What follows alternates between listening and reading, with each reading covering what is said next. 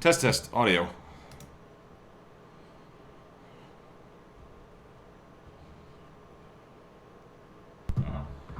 Test, audio. There we go.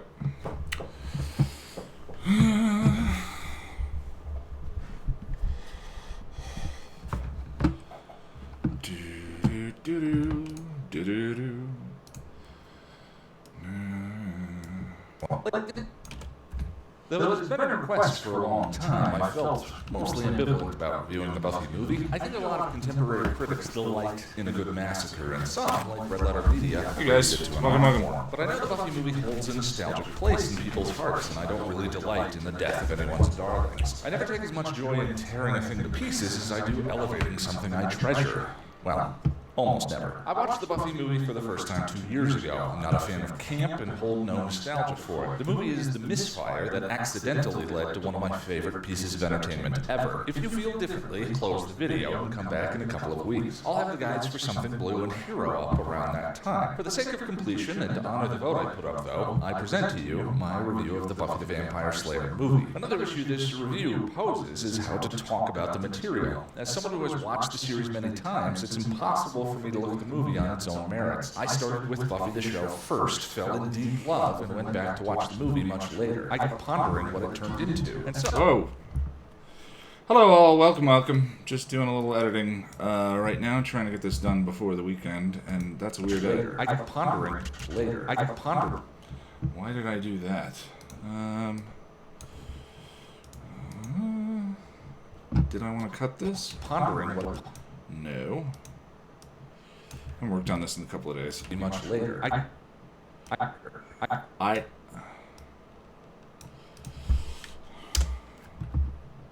watch the movie much later. I can't consider...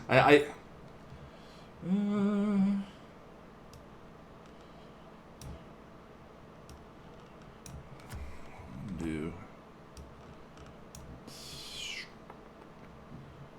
Right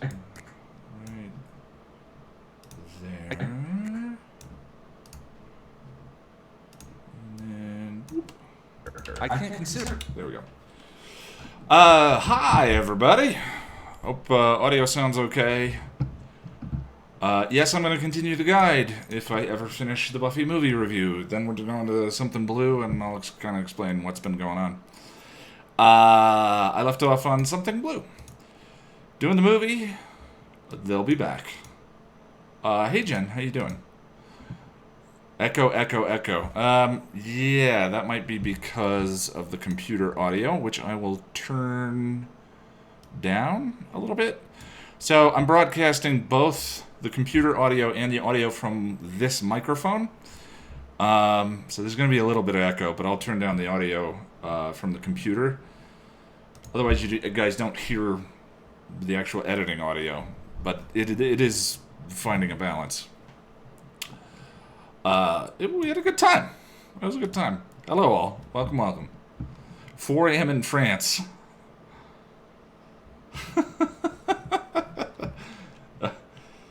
Yeah, I understand. Let's see. On its own merits. I started with Buffy the show first, fell in deep love, and went back to watch the movie much later. I can't consider this material without pondering what it turned into. And so, that is the confusing, muddled perspective from which this review has been written. What might have been, and what was. The movie opens with a Okay. And went back to watch the movie much later. I can't consider this material without pondering what it turned into. And so, that is the confusing, muddled perspective. Later. I can't... Oops, undo. Select... The movie much later. I can't consider this material without pondering what it turned into. So that would be... Buffy in the Graveyard? Oh, let's use... Becoming. Do I have part 1 encoded? I do.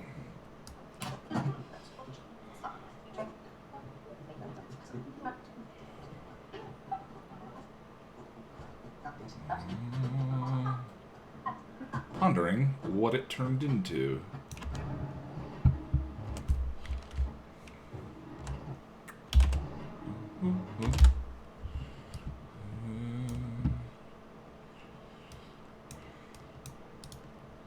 Set frame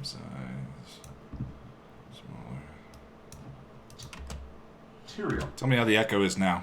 As someone who has watched the series many times, it's impossible for me to look at the movie on its own merits. I started with Buffy the show first, fell in deep love, and went back to watch the movie much later. I can't consider this material without pondering what it turned into.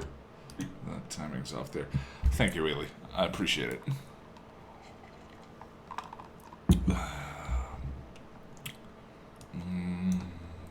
Started with Buffy the show first, fell in deep love, and went back to watch the movie much later. I can't consider this material without pondering what it turned into. And so, that is the confusing, muddled perspective from which this review has been written. I am continuing the guide. I will be working. I'm really trying to get my mojo back, which means working a little bit on these every day and making sure I get at least one video out a week. I'm not going to be doing Buffy Angel, Buffy Angel, Buffy Angel. I'll explain all of that next week, but I am getting back to it. Hey, Paul. What says it's offline for you? There's the video with your favorite Buffy characters on this channel before. That doesn't ring a bell. Yeah, the earlier ones were funnier, but there was less to work with, so I was making more jokes. At least that's my theory. No echo. Good. It is still the Send Jack to the Livestream Fund. Back to watch the movie much later. I can't consider this material without pondering what it turned into. And so, that is the confusing, muddled perspective from which this review has been written. What might have been, and what was. The movie opens with a self-serious voiceover and campy intro explaining poorly that the Slayer bears the birthmark of the Coven and is the only one suited to fight vampires that walk among us. That's a good cut. She's trained by the Watcher, and when she dies, the next is chosen.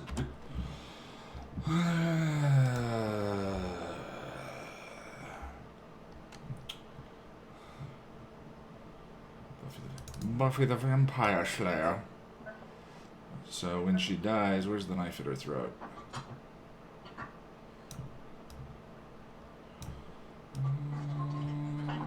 There it is.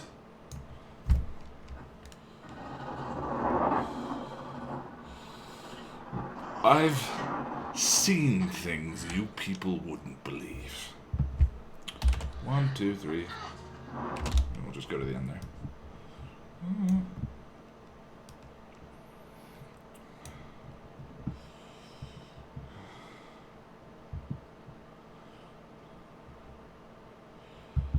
I have actually. I have all of the assets for my channel on Terabyte External, which is surprising that it actually fits on a Terabyte External, because that's 100 videos and all of the video assets that I used in those. And what was. The movie opens with a self-serious voiceover and... the reason I turned the live stream on is because, for some reason, I mean, I've been very procrastinating, and for some reason, having the live stream on really helps me actually sit here and get stuff done. So the coffee shop hasn't really helped. I just am so out of the habit, and there's only one way to get that back. Campy intro explaining poorly that the Slayer bears the birthmark of the Coven and is the only one suited to fight vampires that walk among us. She's trained by the Watcher, and when she dies, the next is chosen. We then hard cut to modern times at Henry High School and Buffy herself.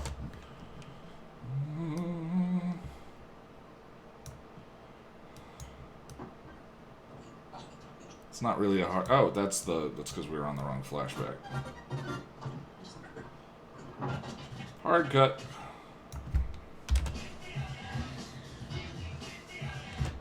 So, 80s. But hey, Christy Swanson. Actually, I think it was the 90s too, so I was wrong about that one.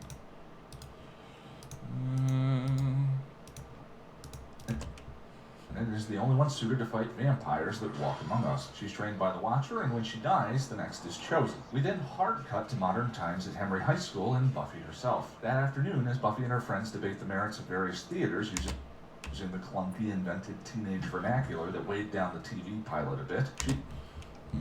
Clunky, invented teenage vernacular. I work out. Pilot a bit.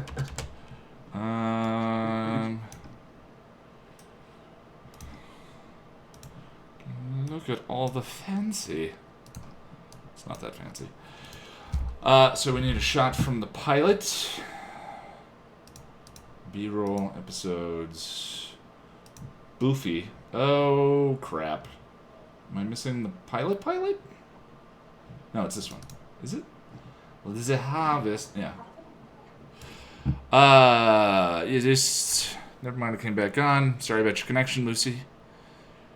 How do I gather footage? Well, a lot of the footage I actually have. A lot of it is DMCA'd, and I have to remove the DMCA.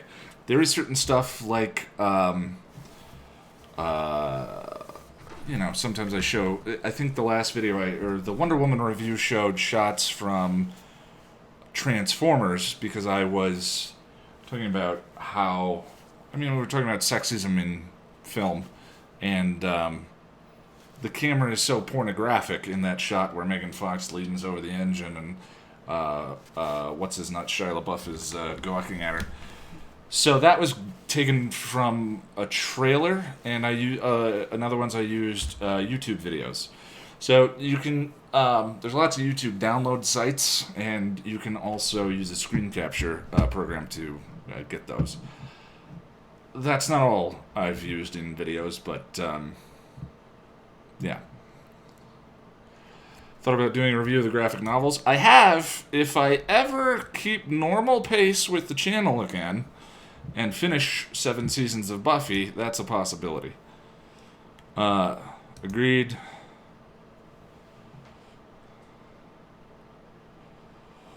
I think I missed one. There's another boy on YouTube who talked about the Buffy movie called The Whedon Fan. Only other person on YouTube that actually reviewed this movie well. Well, let's not jump to conclusions about the review that I'm writing here. Hey, Cowan, how you doing? Where's Steam? Exit. I'm using Premiere. Tales of the Vampires. I like Tales of the Slayers. I'm a fan of that one. There's actually... I want to do a live-action version of one of them with me just speaking directly into the camera as sort of the format of it, and then you recreate the rest of it with lights and sound effects. When she dies, the next is chosen. Oh, yeah. So we were grabbing Neg. Oh, that's wrong. Where is... So it's Welcome to the Hellmouth.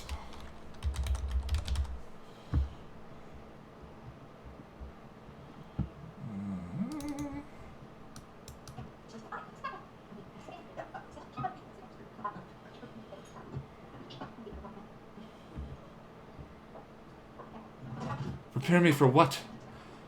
For losing all of my friends? For getting kicked out of school? Prepare me. Oh, there it is. She got kicked out, and that's where her mom had to get a new job. Nay. Pause. She was starting fights. Fine. I need the script open.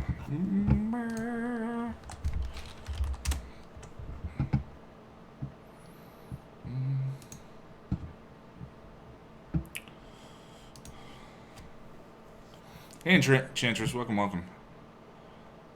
The Buffy the Vampire Slayer movie. I don't know why I'm talking with a dumb accent. Yada yada yada. Yeah, okay.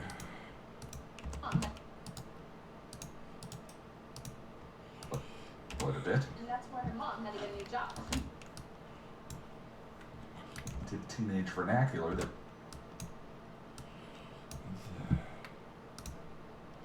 Trim there. And then we need fade.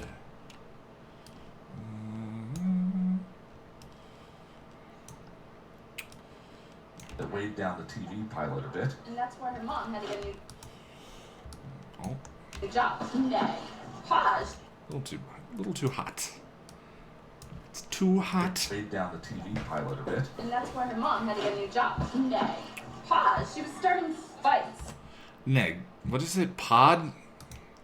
Hard cut to modern times at Henry High School and Buffy herself. That afternoon, as Buffy and her friends debate the merits of various theaters using the clunky invented teenage vernacular that weighed down the TV pilot a bit. And that's why her mom had to get a new job. Nay. Pause. She was... Narrow. Oh, yes, movie. Episodes B-roll. Buffy. Come on. I know you're not a solid state. There it is.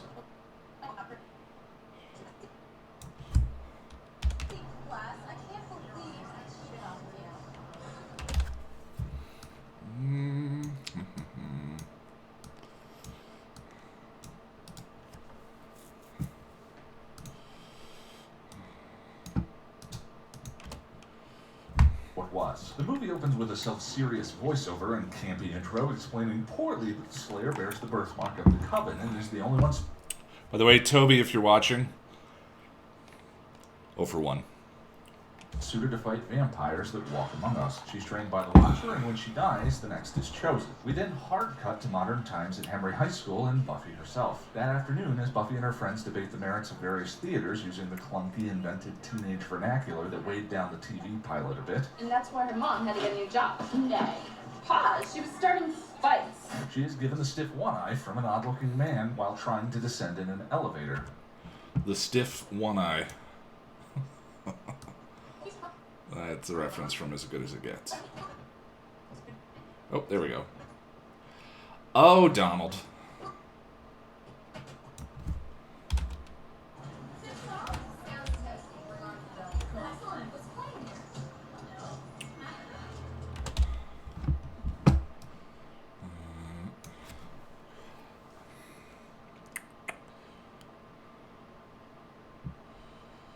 I am working on my next review, and then after this, getting back to the Buffy guide briefly. It's going to be a part of a cycle.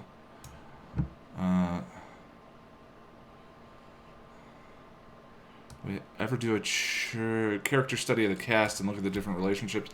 To some degree, that's what the top 10s are for, is sort of stuff that's outside the boundaries of the whatever. But because I go so darn slowly, I'm mostly focused on finishing the episodes before I do anything else. Thank you, Paul.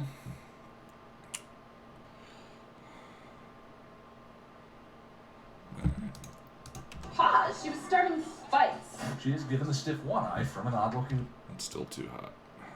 Pause. She was starting fights. She is given the stiff one-eye from an odd-looking man while trying to descend in an elevator. And in the... Oopsies.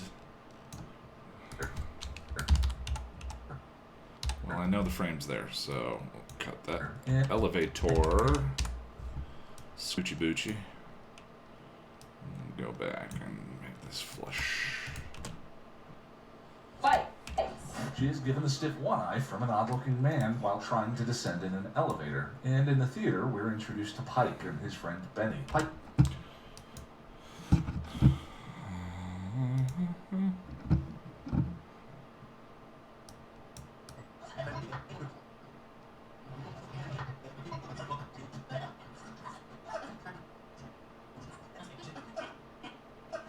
The pan.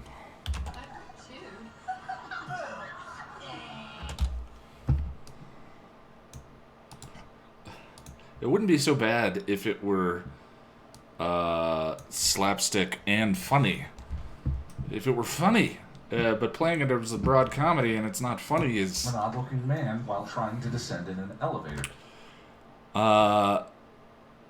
Did I study philosophy in college? Do I know the best place to start? I did not. Well, yeah, I did, actually. It was that and history were my two favorite subjects. But my degree is in video production. Best place to start. I don't, actually. I took 3 or 4 courses starting with an introduction, and I wish I had kept the book, because it was such a great cross-section of just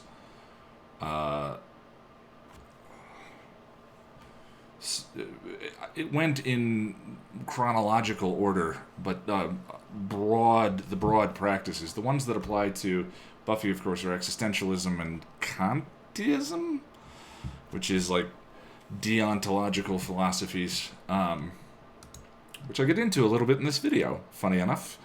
But what I would do is there's not necessarily a big reason to do a broad study of all of them.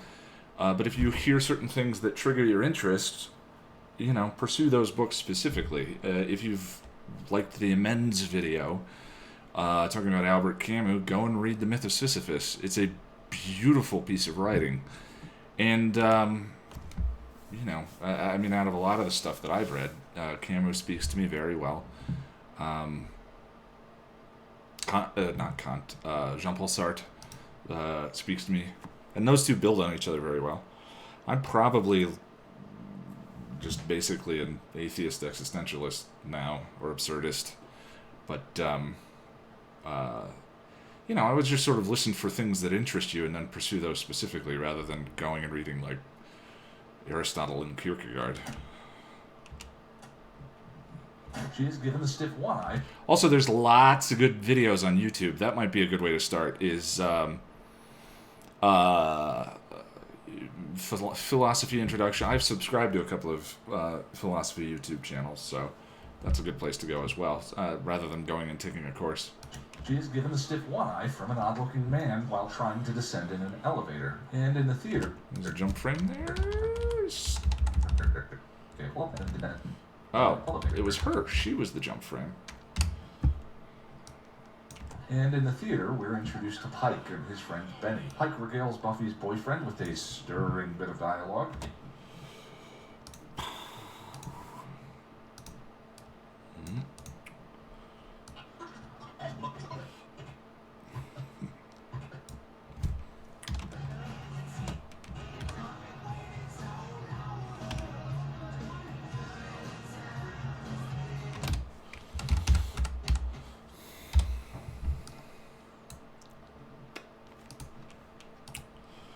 Just the timing and everything in this movie is so weird.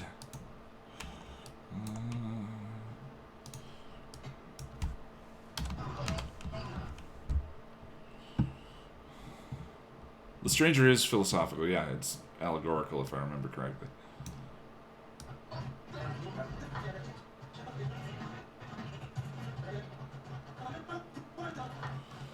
So is the Rebel.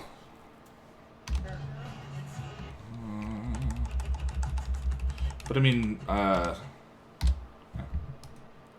again, I'm not the best source of it. I sort of enjoy it in context rather than as like an abstract pursuit.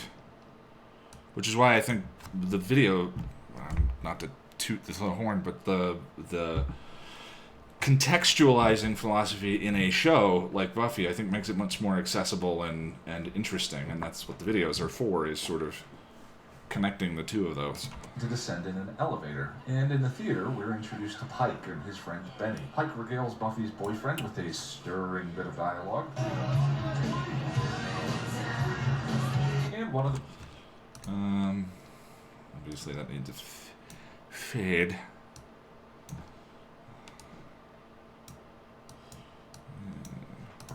With a stirring bit of dialogue. And one of the basketball jocks is eaten by a vampire, played by Paul Rubens. Who I promptly call Ruben for the rest of the video instead of Rubens. I'm good at this.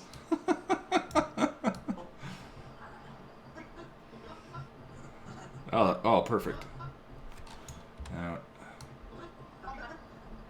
And man, that guy has some eyebrows.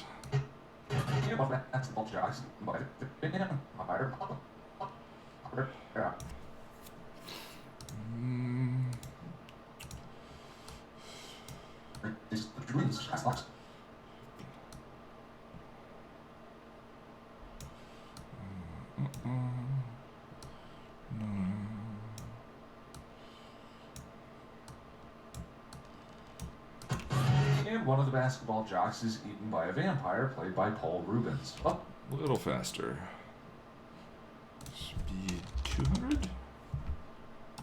slightly too fast. Speed 180.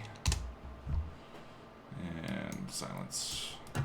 And one of the basketball jocks is eaten by a vampire, played by Paul Rubens. Buffy's parent. It's all shaky. Rubens. Whatever. Buffy's.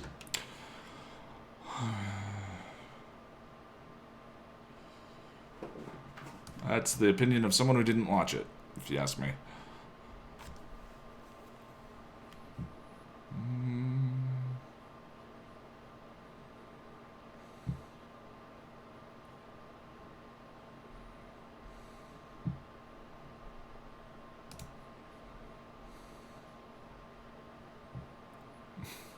Thank you, David. If they're talking about me, if not, I'm still going to take that as a button. Thank you. Also, James, I try and cite in each of the videos sources. So if there's a video that strikes your fancy philosophically, my stuff is built on the shoulders of Mark Field's Mark's book. The whole channel is based on Mark Field's text, Buffy the Vampire Slayer, Myth, Metaphor, and Morality, and his is a very academic, intellectual analysis of the show. And he sources everything. So, you know, given you already like the show, otherwise you wouldn't be here watching me do this. That's a good way. That would be a good place to start. I did know that. Yes, his part is mostly cut down, but you can see him climbing in through a window. Thank you, David. While Jocks is eaten by a vampire, played by Paul Rubens. Buffy's parents are rich and aloof, and as she falls asleep, her parents are rich and aloof.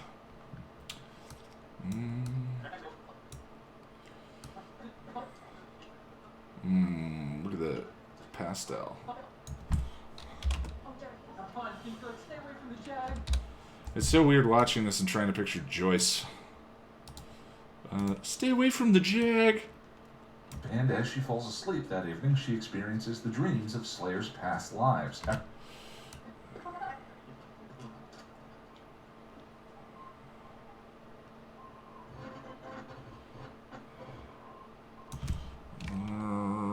Wait for it. Dreams of Slayer's past lives.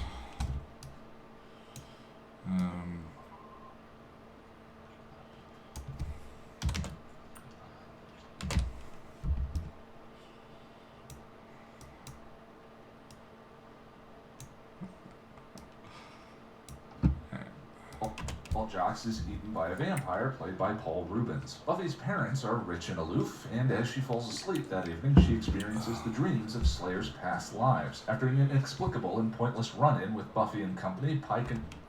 Inexplicable and pointless run-in with Buffy and company. Did I have anything in mind there? Luke Perry says nothing. One of the basketball jugs.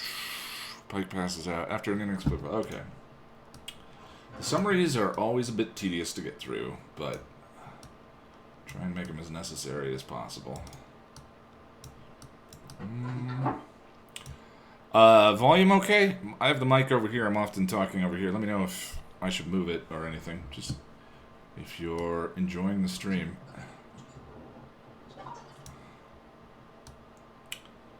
Trimming.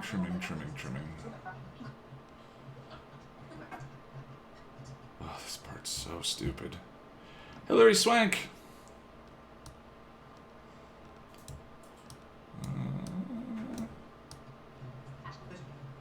Oh, there it is. Well,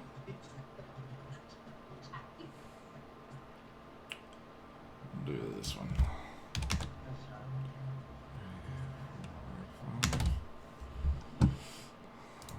Oh, that's fine. Hi, Gloria. Welcome. What? Are you getting sick?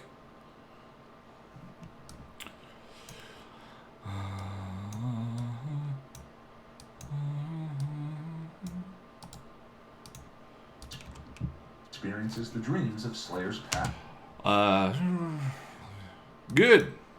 They motivate me to keep working too. The bosses are watching. It's excellent. I actually, he's Mark is making a paperback version, and I'm going to give away a few copies on the channel. I actually designed the cover for him this week.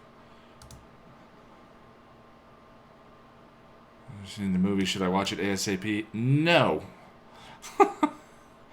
I mean, no.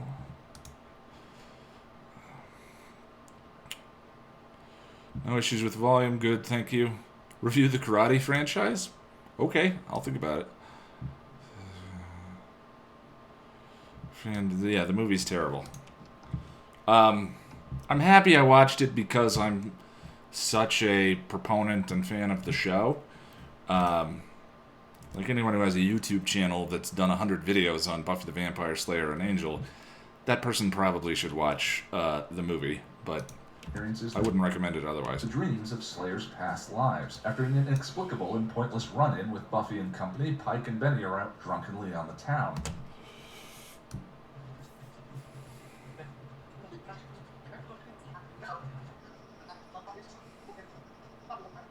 That's drunkenly on the town.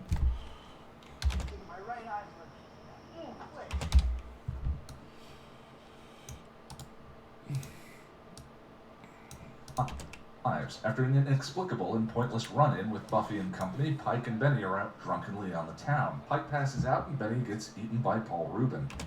Zzz. It's going to be Paul Rubin for the rest of the review.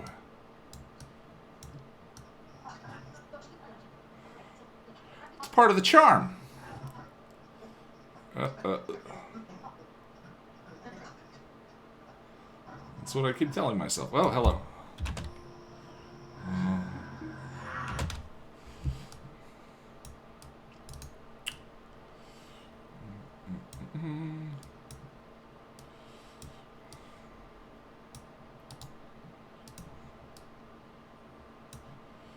Drunkenly on the town. Pike passes out and Benny gets eaten by Paul Rubin. The next day, Merrick, the creepy old man, confronts Buffy and tells her the truth. Tells her the truth. Tells her the truth.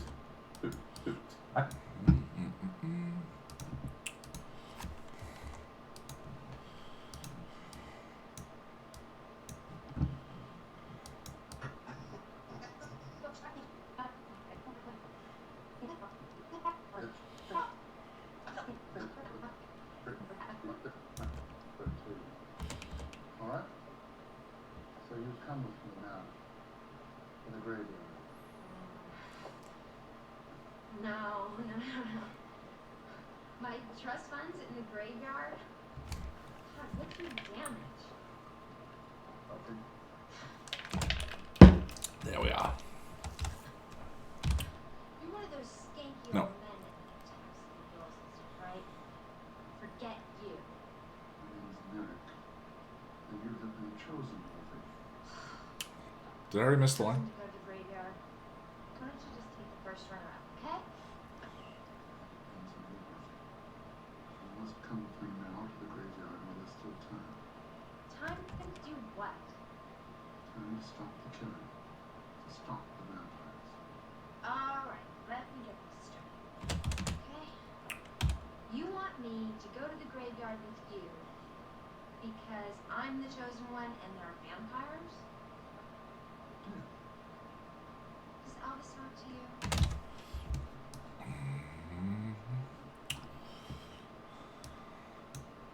Scoochie boochie.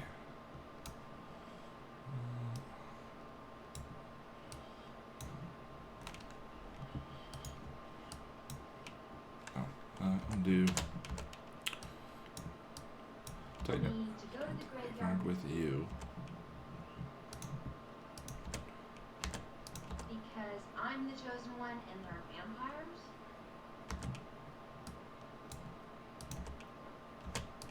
Yes.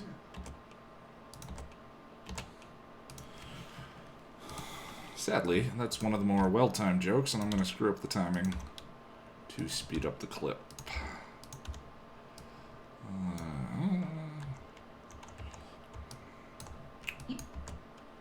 Truth. You want me to go to... Up, up, up, up. You want me to go to the...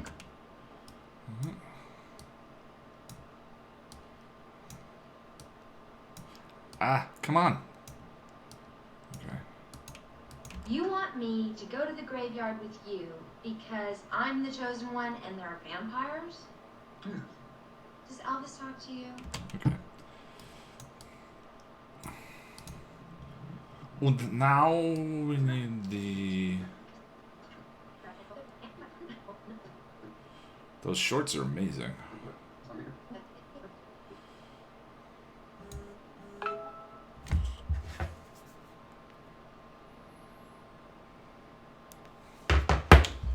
Or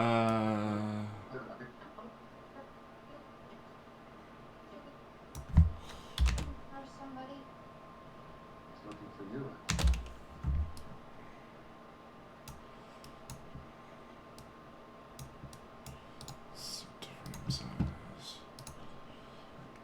The summaries are so tedious. Okay, let's see all the work we've done so far. That is the its own merits. I started with Buffy the show first, fell in deep love, and went back to watch the movie much later. I can't consider this material without pondering what it turned into. And so, that is the confusing, muddled perspective from which this review has been written. What might have been, and what was. The movie opens with a self-serious voiceover and campy intro explaining poorly that the Slayer bears the birthmark of the Coven and is the only one suited to fight vampires that walk among us. She's trained by the Watcher, and when she dies, the next is chosen. We then hard cut to modern times at Henry High School and Buffy herself. That afternoon, as Buffy and her friends debate the merits of various theaters using the clunky, invented teenage vernacular that weighed down the TV pilot a bit, And that's where her mom had to get a new job. Nay. Pause. She was starting fights. she is given the stiff one eye from an odd-looking man while trying to descend in an elevator. And in the theater, we're introduced to Pike and his friend Benny. Pike regales Buffy's boyfriend with a stirring bit of dialogue. And one of the basketball jocks is eaten by a vampire played by Paul Rubens. Buffy's parents are rich and aloof, and as she falls asleep that evening, she experiences the dreams of Slayer's past lives. After an inexplicable and pointless run-in with Buffy and company, Pike and Benny are out drunkenly on the town. Pike passes out and Benny gets eaten by Paul Rubin. The next day, Merrick, the creepy old man, confronts Buffy and tells her the truth. You want me to go to the graveyard with you because I'm the chosen one and there are vampires? Yeah. Does Elvis talk to you? There's good points later on. Stop! I heard something weird. Passes out and Benny gets eaten by Paul Rubin. The next day, Merrick... I think it was a glitch. Sounded like a glitch. Okay. Sick 2. Dreams Mineral. There's a lot of stuff that made it from the movie. I spent some time on an interesting one that I find it interesting that it didn't make it. The movie is a glimpse into another dimension. That's an interesting point. Yeah. Creepy, or was that just Donald's bad acting? Yes. He underacts most of it. The sad part is, he's so phoning it in, it's crazy. But the sad part is he's Donald Sutherland, and so he can phone it in, and you're still like, huh, he's kind of captivating. I think the creepy is a side effect of the fact that he's not totally flat when he's phoning it in. I wonder what the long drawn out death in the show is a nod to Rubin's death. Yeah.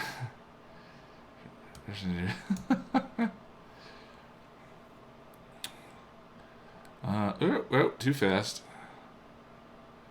Some of these lines memorized and haven't seen this movie in 7 years. I can still sing you both Darkwing Duck and the Rescue Rangers themes. I'm not going to. We're all stuck inside this Buffy movie nightmare. Just trying to work. Hey, Guild Arts. Welcome. Welcome, Gloria. Welcome, Gloria.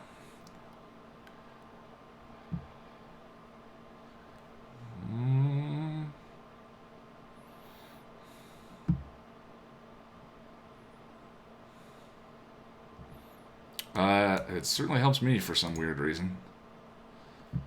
They'll be back.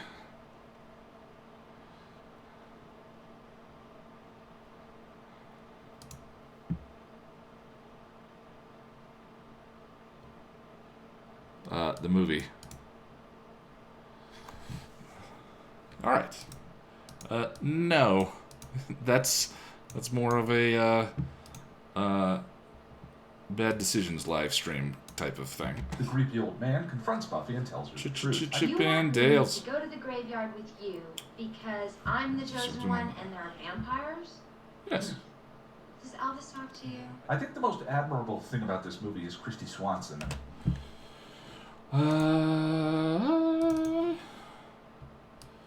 So we can just break up the tedium of the summary with a clip of her from elsewhere.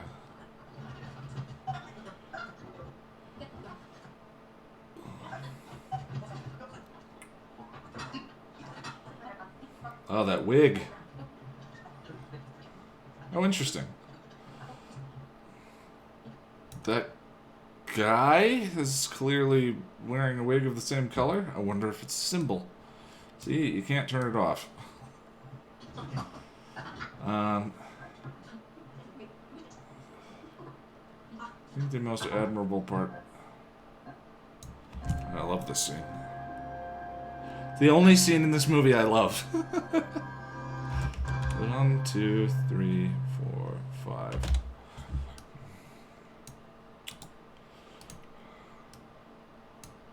Does Elvis talk to you? I think the most admirable thing about this movie is Christy Swanson and how hard she's actually trying.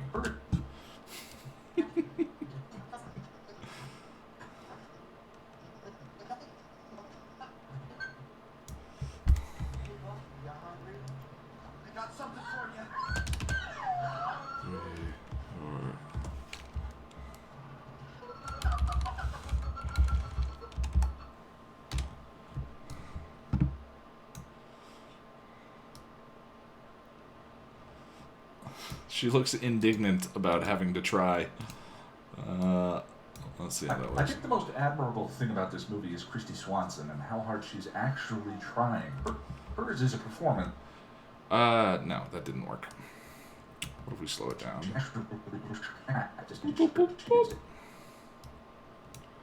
So, speed 60%.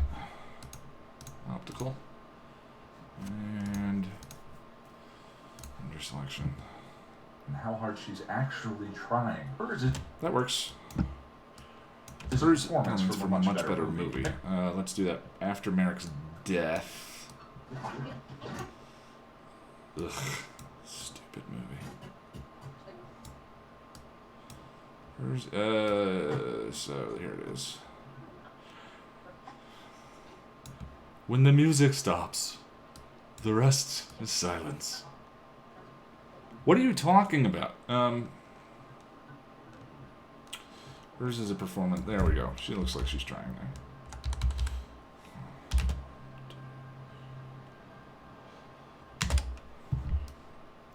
When the music stops, the rest is silence.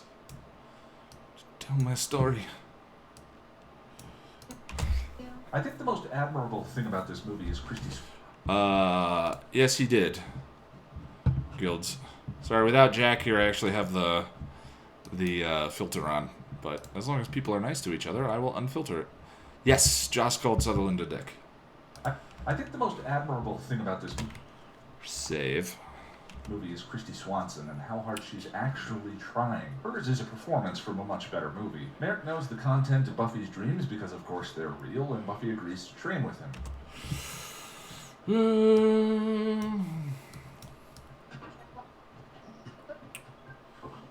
Oh, I need a shot from Age of Ultron that I did not grab.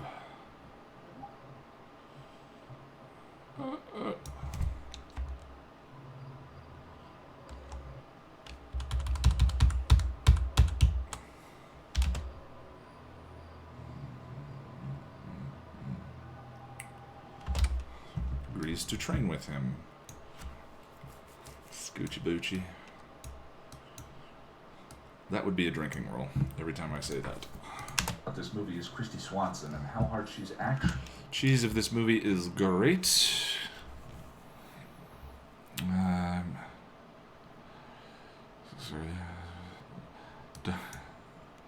Let's get dangerous.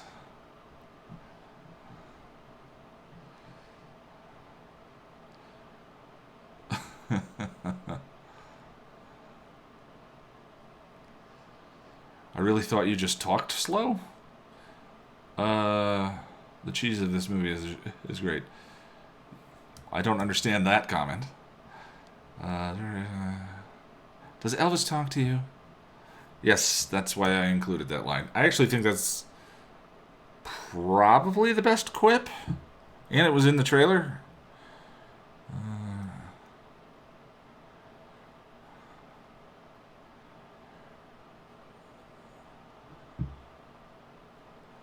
I have no problems with that review. I actually tell people to turn this review off in the beginning. It's so bad they're good.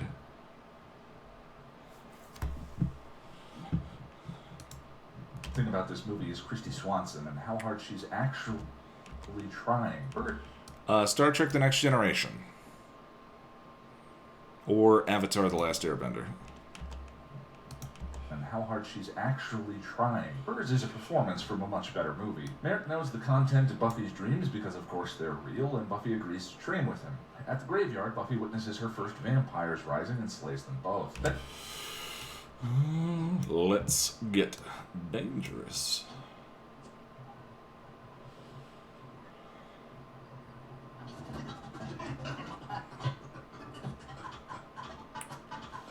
Buffy!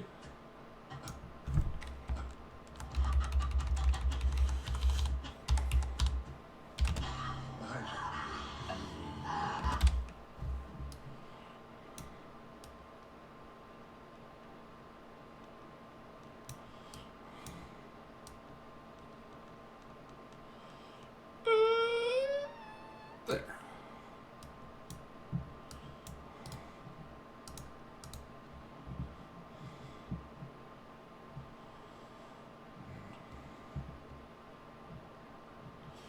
Well, that would be... I'm at least going to do a why you should watch for both of those shows. That would be the benefit. Hers is a The thing about both, I think Last Airbender more than Next Generation, is that Next Generation doesn't need an advocate. It's one of the most popular shows of ever, right? No, it's not. I made that up. I pulled that out of my backside. I'm going to keep editing. performance from a much better movie. Merrick knows the content of Buffy's dreams because of course they're real, and Buffy agrees to train with him. At the graveyard, Buffy witnesses her first vampires rising and slays them both. Benny has gone full mushroom-eared flying vampire. Mushroom eared, you can tell I was reaching for something more clever. But it's just so stupid. He's got cauliflower ear? He's flying and it's not weird.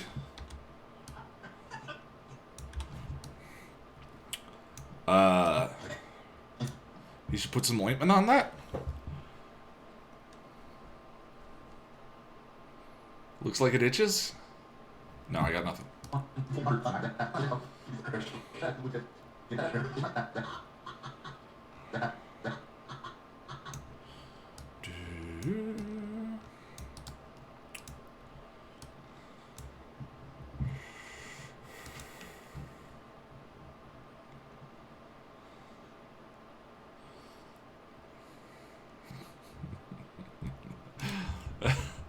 I suppose the censoring thing doesn't work since I'm broadcasting chat into chat.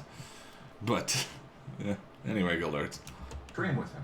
At the graveyard, Buffy witnesses her first vampires rising and slays them both. Benny has gone full mushroom-eared flying vampire. That night, as Buffy prepares for bed, we get what is probably my favorite bit from this entire movie. As the camera pans around Buffy's bedroom, Lothos is revealed, already lying in Buffy's bed as she cuddles against him and he touches her face.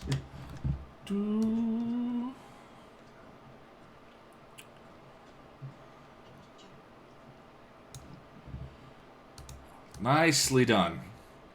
It's a little downhill from where you're at, but boy, those mid-seasons, some of the best science fiction ever. Actually, the flute. One of the things I gave Jess a present. I found a guy who does the flute from the Inner Light that Picard plays, and he creates the box that he puts inside of it. That's her favorite episode of the show. Something we share in common. Although I don't know what my favorite episode you haven't seen yet. It's coming up. An unusually great later season episode.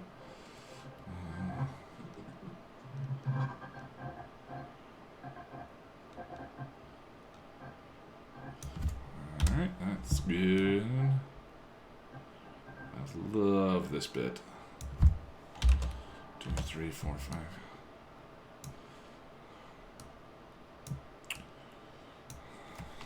Save. Flying vampire. That night, as Buffy prepares for bed, we get what is probably my favorite bit from this. So wait, where's revealed? My favorite right there. Revealed bit from this entire movie. As the camera pans around Buffy's bedroom, Lothos. Kick your ass. Lothos, kick your face. Is that racist, even though it's from a movie? It feels pretty racist. Whoa.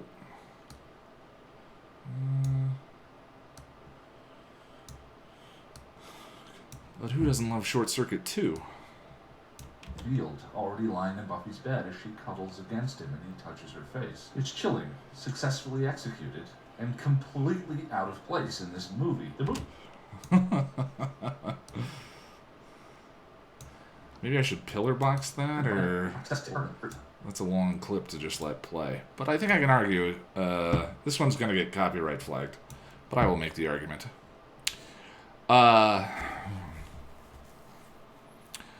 What about some live streams of you watching the first 2 episodes of a show you haven't seen before, like Doctor Who or Xena? You're talking about like a reaction thing?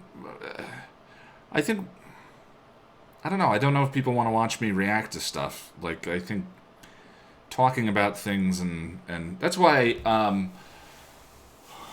I've never had anyone do a Bad Decisions live stream with me who hasn't seen Buffy, because I would want them to watch the show, not talk with me. And so since Jess and I have both seen Buffy and Angel, I feel like it makes for more interesting viewing, but maybe I'm wrong about that. I probably wouldn't watch what we do either. It's just not up my alley. But I don't know. That's an interesting question.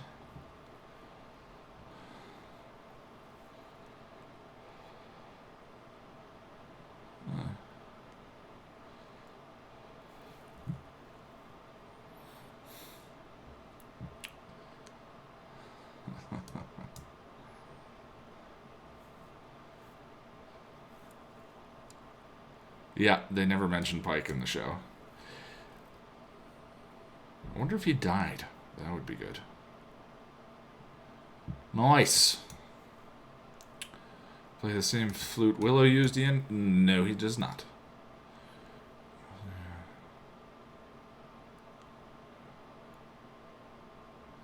Oh yeah, there's a second one. I forgot. That one's good too. Although there's a hilarious bit in the second one. If you look closely, they use stand-in arms for Picard when he's playing the flute. You can tell by the angle of the camera that those aren't his arms, because someone's actually doing the fingering.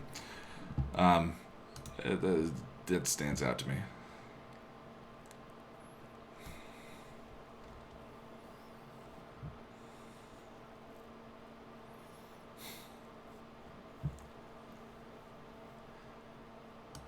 Yeah, I think that in general is how they slant.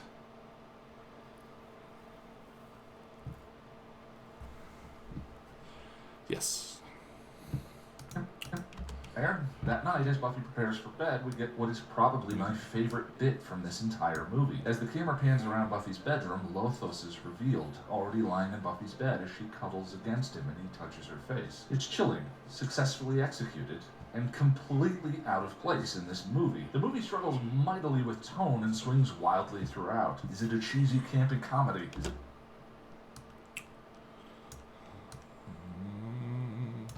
completely out of place in this movie? The movie struggles mightily with tone and swings wildly throughout. Keep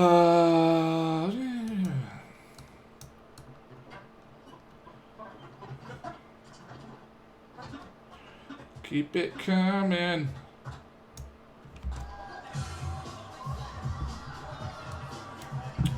That is a creepy ass mascot.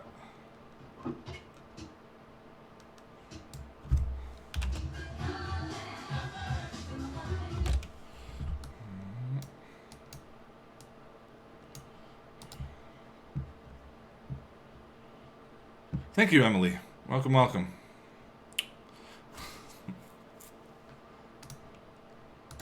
Completely out of place in this movie. The movie struggled.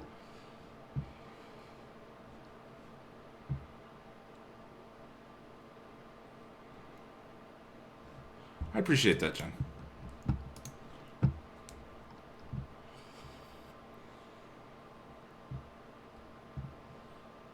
And completely out of place in this movie. The movie struggles mightily with tone and swings wildly throughout. Is it a cheesy, campy comedy?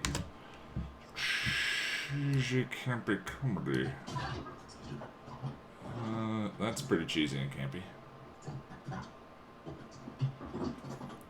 She is the Slayer.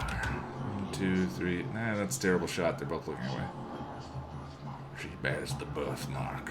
Trained by the Watcher, one Slayer dies. 2. And I shall be his sword.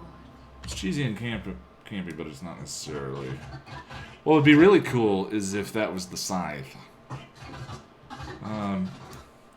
Cheesy, campy comedy.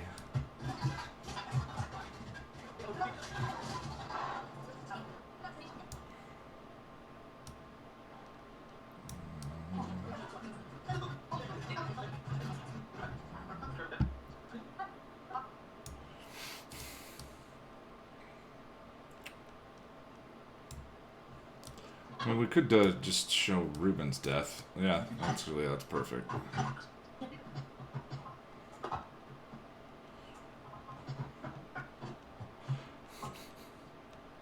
Oh, he's dead. Buffy,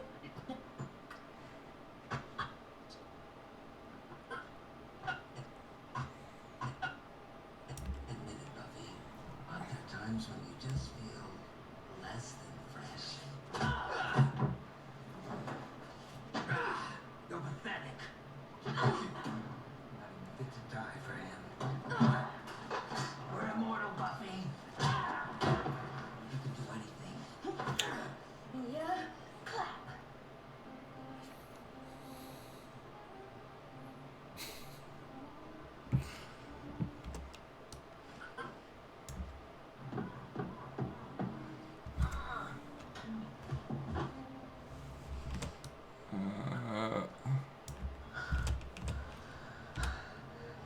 You're gonna wish you died.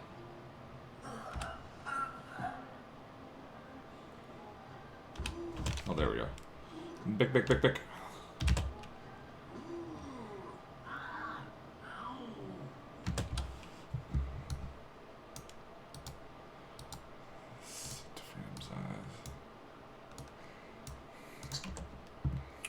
Since movie. The movie struggles mightily with tone and swings wildly throughout. Is it a cheesy, campy comedy? Is it a horror movie? Is it a horror movie? That would be this again. So we'll just clip. And since these are really the only horror parts, oops, undo. And let's roll it just a bit. Slip it.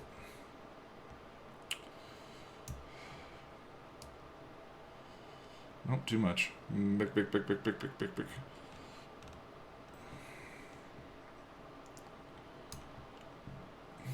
think my computer's lagging.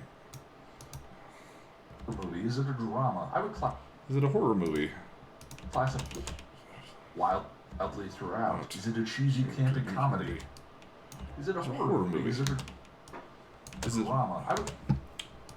That's Merrick's being bit. Schmerrick.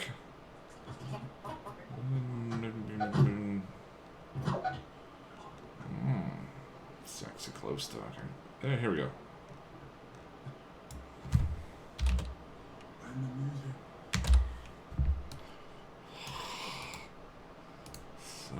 awful. The classify Buffy the show as a drama that is populated by smart, witty characters.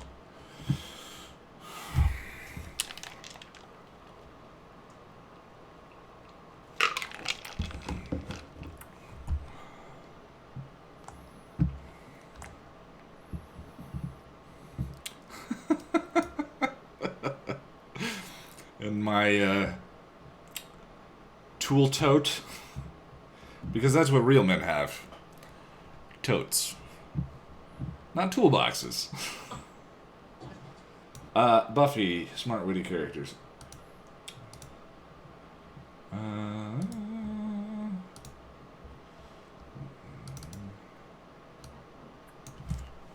all could. If we wanted to. Yeah. The first is Scrubs, so. They're all so fashionable.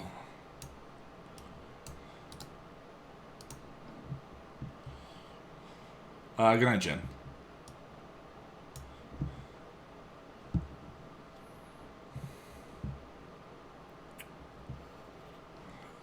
Yeah, that's not the only thing in this movie. And swings wildly throughout. Is it a cheesy, campy comedy? Is it a horror movie? Is it a drama? I would classify Buffy the show as a drama that is populated by smart, witty characters. Mostly the show isn't funny because hard comedic hijinks, but... Mostly the show isn't funny because hard comedic hijinks.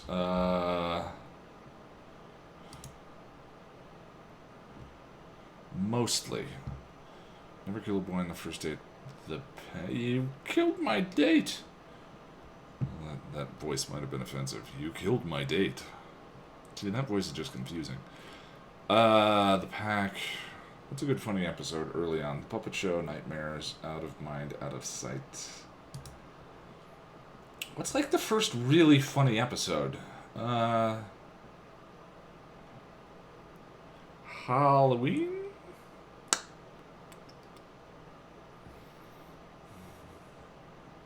Let's do something more iconic. What's my line, Ted? Bad eggs. Surprise. And there's nothing funny in the second part of that season. We'll use this as a bow.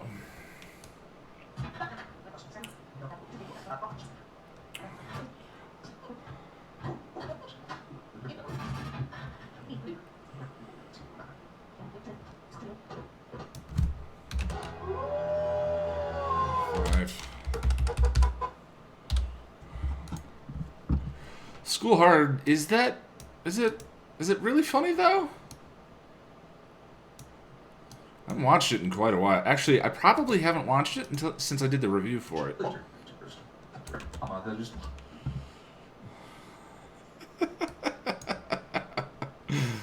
That's living. Nicely done. When is the next Angel Guide coming? Hello, Actual Justice Warrior. I'm working on the Buffy movie review right now, and then I'll be switching to Something Blue and Hero. But they're going to come out slowly, if you know the arguments I've had with Fox.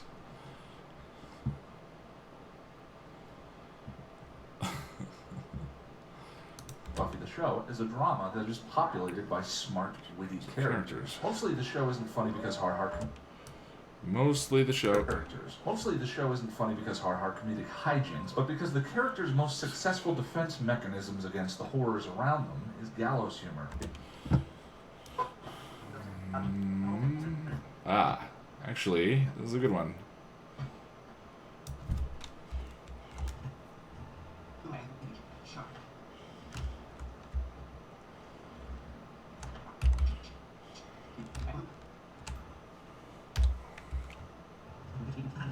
In Slippery Slide. Populated by smart, witty characters. Mostly the show isn't funny because hard comedic hijinks, but because the character... Whoa, jump cut. Well, there it is. More of a flash frame. Hijinks, but because the character's most successful defense mechanisms against the horrors around them is gallows humor. If this is your last hour on Earth, why not spend it smiling and having a laugh? Last hour on Earth.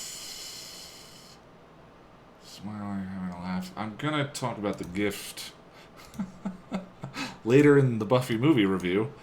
So,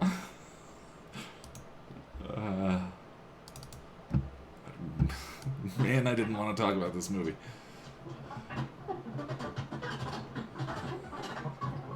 We banned a buggard.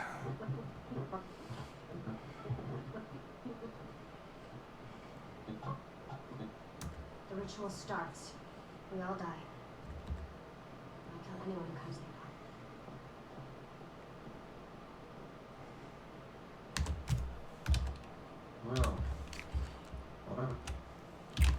Well, not exactly the same Christmas Day speech, was it?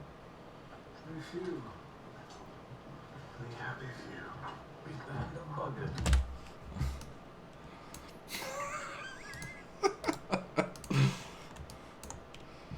What? It's still a Buffy movie review. Humor. If this is your last hour on Earth, why not spend it smiling and having a laugh? Well, not exactly the same Christmas Day speech, was it? Very few. Pretty happy few. We banned a buggard. Unlink. Scoochie. Successful defense mechanisms against the horrors around. These wounds I had on St. Crispin's Day.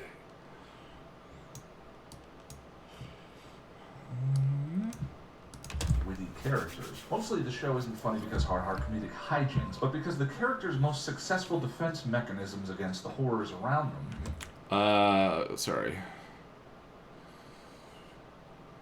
That's true. I was looking for it early on, but different types of snacks.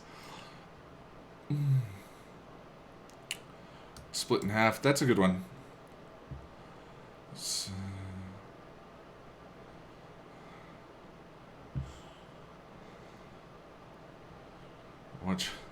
Watching all of your backlog. Thank you. I appreciate it. Yeah, I've had a weird influx of new comments. I think someone shared my stuff somewhere.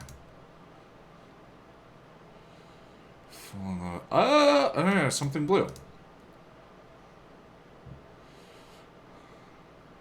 Channel's back. No more Fox BS. Well, not exactly. But the channel is coming back. Slowly but surely. That's why I'm here. Have I ever watched BoJack Horseman? I have not. Funny lines, and he does, yes. Oh, that would have been a good, probably a better selection. Americans. But we're here. Gallows humor. If this is your last hour on Earth, why not spend it smiling and having a laugh? Well, not exactly the same Christmas Day speech, was it? Very few. Pretty happy few.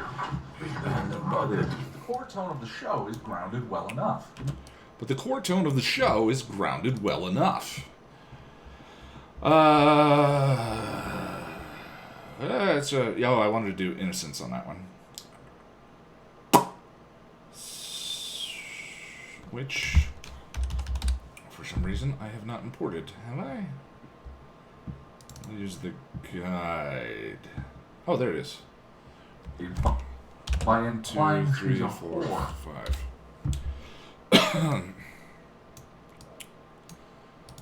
Set to frame size. We banned a buggard. The core tone of the show is grounded well enough. The movie is at times stupid, sappy, funny, and in this lone scene, scary. For the sake of editing shorthand, let's cheat. Is it a cheesy camp? Stupid, sappy. No. Or sappy.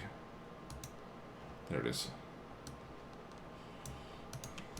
Good well enough. The movie is at times stupid, sappy. Sappy. Stupid, sappy, funny, and in this Funny. It's not really that funny, but funny,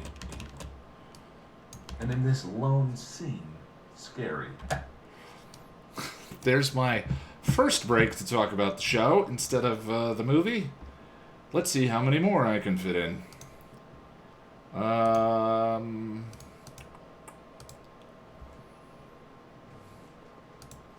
B-roll. So we need actual funny from this movie. Oh, does Elvis talk to you?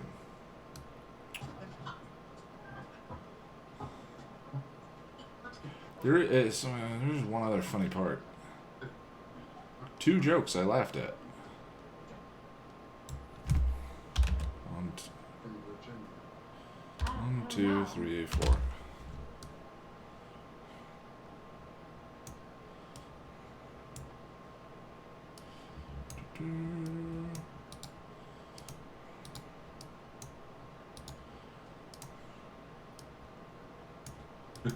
Did well enough. The movie is at times stupid, sappy, funny, and in this Whoa, happy, cut.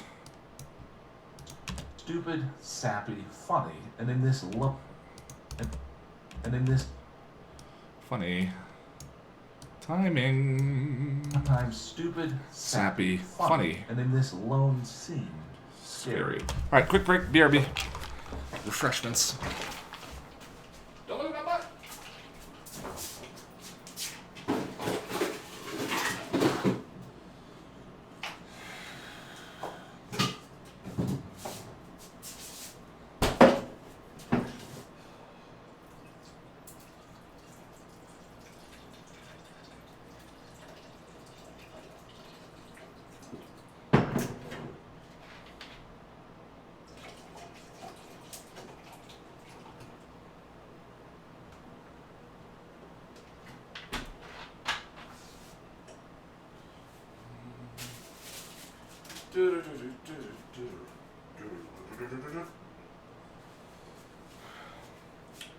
It's so fizzy.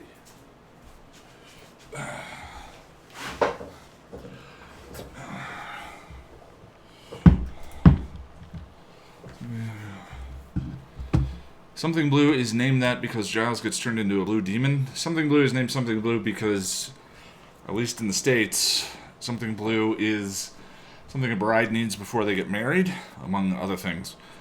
And since Buffy and Spike are getting married, it's named that. But also, Blue is depressed, and Willow is depressed, so that's the wordplay from that title. That was great, yes.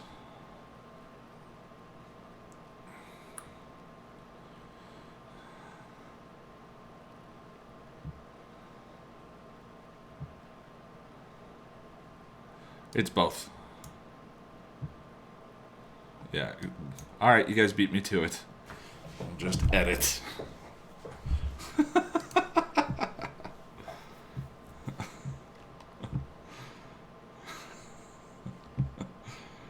Alright, here we go. sappy.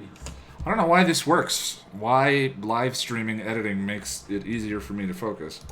Well enough. The movie is at times stupid, sappy, funny, and in this lone scene, scary. After that, we get a training montage of Buffy getting all Slayerized and...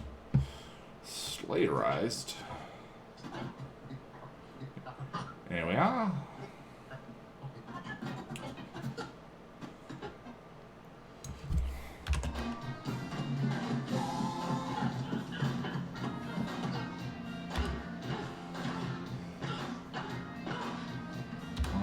Here we go. 4 or 5. Iconic. Or could have been. I think that's a good shot. Shut up, I like it. Cat's going to the bathroom. Sorry about the scritchy scratch. Actually, I'll mute the mic.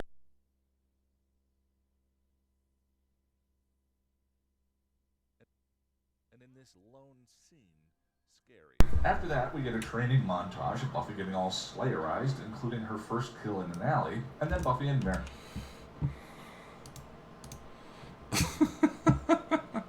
Why did it censor that? Something old, something new. So, there it is. Something old, something. I'm gonna have to write that next week. So, yes, Giles' blindness and the way he reacts to Buffy and Spike are my favorite parts of that episode. Don't worry, I do have more scotch. Buffy getting all Slayerized, including her first kill in an alley. Second kill in an alley. We'll just cut that. Including her first. Because she killed the dudes in the graveyard. So that's just wrong and unnecessary. Delete. Making all Slayerized, and then Buffy and Merrick bond over their mutual cycle of reincarnation. That's relevant later. Did I choose to include the quote? The movie struggles mightily with tone. I'm not going to croak. And then Buffy and Merrick bond over their... Yeah, okay, so we're using...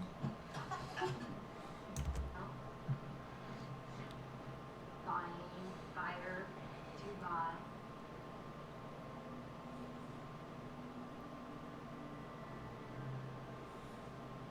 Stop that, I can hear the smacking.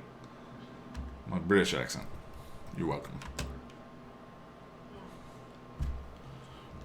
Before anybody has any fun. Jack, I'm not gonna croak. I have What might that be? my confession. My keen fashion sense... What was the line I wanted? I'm not going to croak.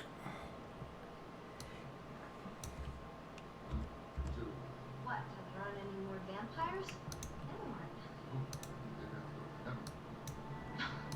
Maybe you'll just get a job. Oh, a job. I would have been a wonderful bootmaker. That is so Cobbler. dull. I'm going to be a buyer. Of what? I don't know, it's just a job I heard of. Sound pretty cool. You know?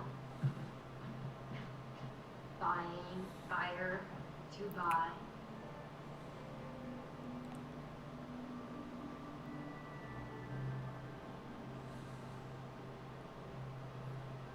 We should get to work. Yeah. Before anybody has any fun. Jack, I'm not gonna. There it is. I'm not gonna. Jack, I'm not gonna croak that easily. I have something that the other girls don't have. What might that be? My confessions. That was adorable. Okay. Slayerized, and then Buffy and Merrick bond over their mutual cycle of reincarnation.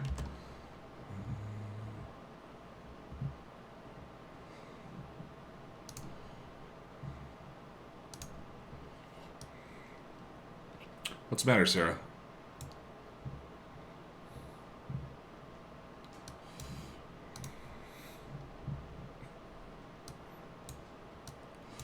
Would you guys stop swearing?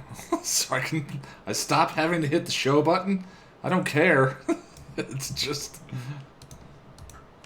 Training montage of Buffy getting all Just Slayerized, Slayerized. and then Buffy and Merrick bond Bonding over their over mutual the cycle of cycle reincarnation. I need to turn that feature off. Manage moderator. I can't do it while live stream's running. I'll do it next time.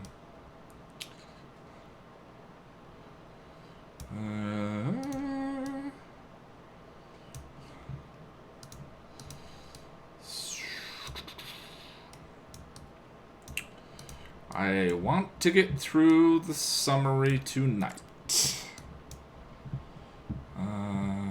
Well, it didn't censor that one. Oz was perfect for Willow. Yeah. Yeah.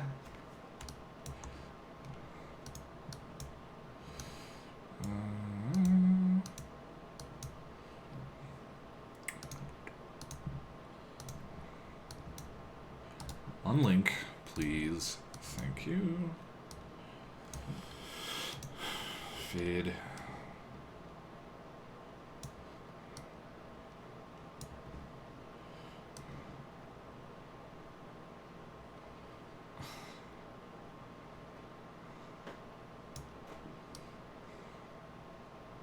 Oz was literally a monster. That's true. Doesn't mean he wasn't a good boyfriend. This lone scene. Scary. After that, we get a training montage of Buffy getting all Slayerized, and then Buffy and Merrick bond over their mutual cycle of reincarnation. Merrick, I'm not gonna croak it. Is there a... Cycle of reincarnation. Merrick. There's a pop there, probably from my... Reincarnation. Yep, there we go. All Slayerized, and then Buffy and Merrick bond over their mutual cycle of reincarnation. Merrick, I'm not gonna croak that easily. I have something that the other girls didn't have. What might that be, Bert?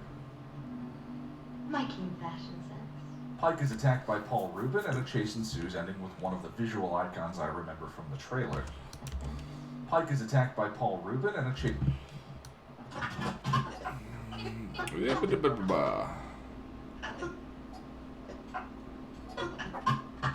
Kill him a lot. Paul Rubin is actually funny. That's a setup shot, see? Because the guitar shot out of the car because she's going to stab him with the guitar later to kill someone.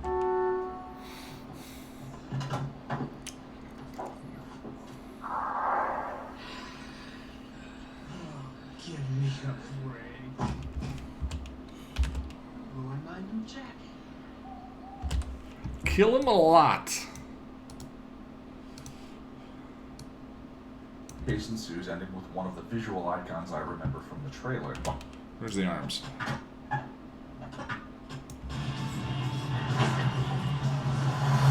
Although, I just noticed Pike drives a van and Spike, or no, not Spike, Oz drives a van. Coincidence?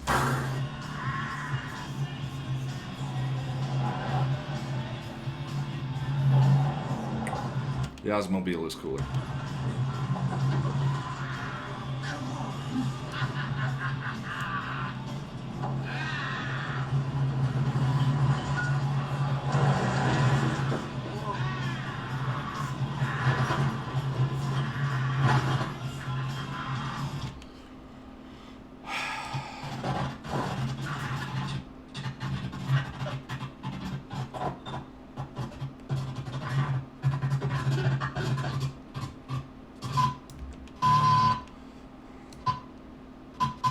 I just want the arms. It's not even that important. Just give me the arms.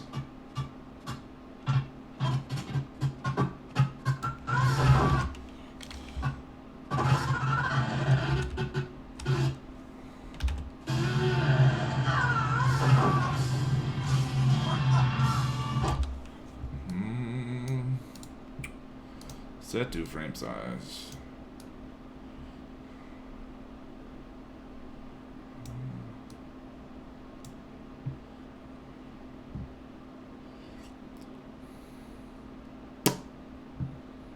You guys remember Vampire?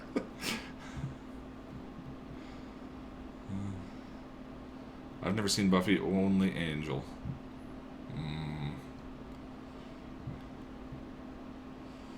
Yeah, it's super boring. I kind of want to make Jess watch it on one of the live streams. She's never seen it. Pike is attacked by Paul Rubin, and a chase ensues, ending with one of the visual icons I remember from the trailer. Buffy Whoa, why is that? By Paul Rubin, and a chase ensues, ending with one of the visual icons. That's true. Rubin, and a chase ensues, ending with one of the visual icons I remember from the trailer. Buffy rescues him and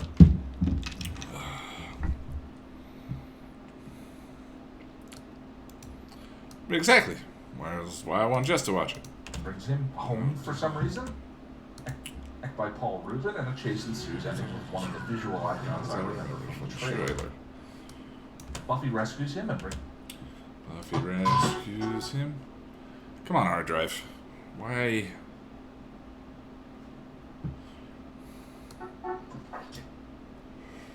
Kill him a lot.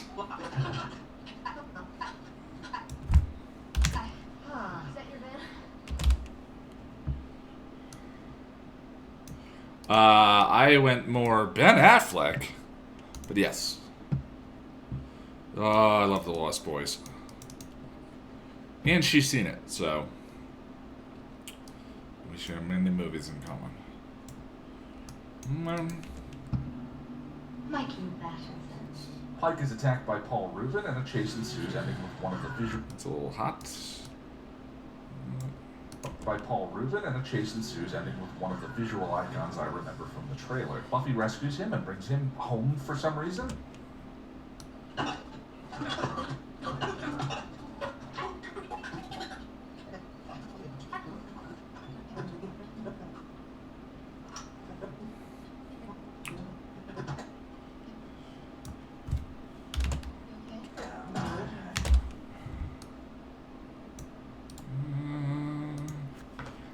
Save.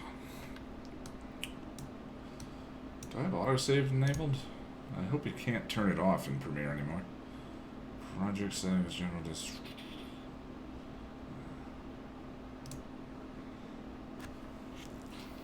Project locking playback memory. I don't know where it is, but I'm autosave. Boom. Automatically save every 10 minutes. That's fine. Cancel. One of the visual icons I remember from the trailer. Buffy rescues him and brings him home for some reason. And at full volume, apparently. The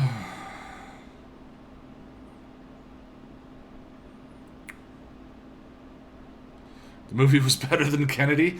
That's just mean. Guide going to cover the comics? Perhaps if I ever finish the series.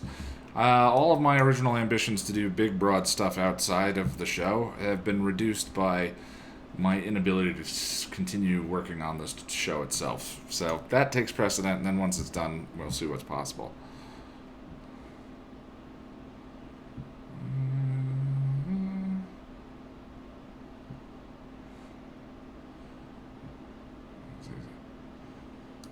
Good night, Gloria. Come on, Gloria. Buffy rescues him and brings him home for some reason, and their bit of sexy close talking in the kitchen remind.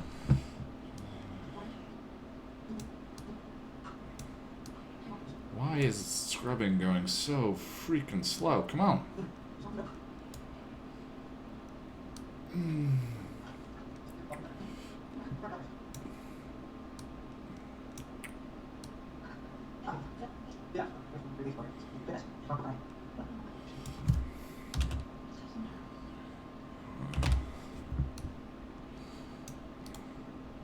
Reminded me of a similar bit from something else.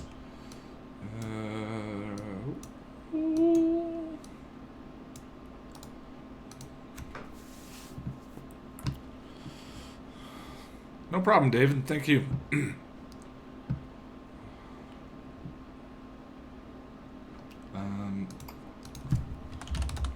On hell.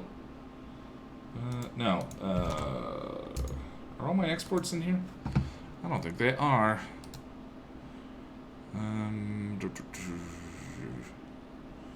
B-roll thumbnail editing drive. Droopbox. Passion of the Nerd. Exports. Buffy. Where's 107? There it is. B-roll.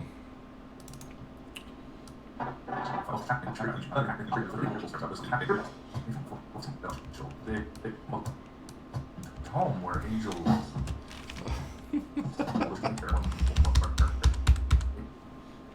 Angel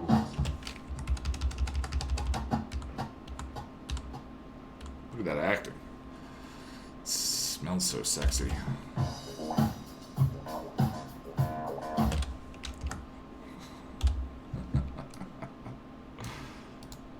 Woo!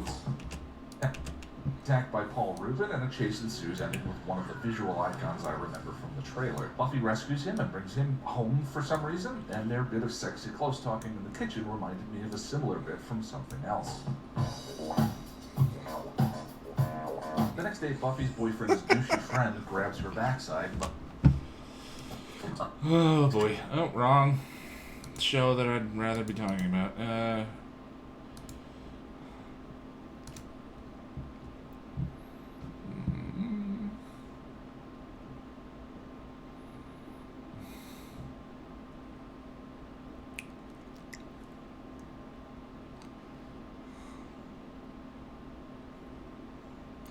Hey, Braden.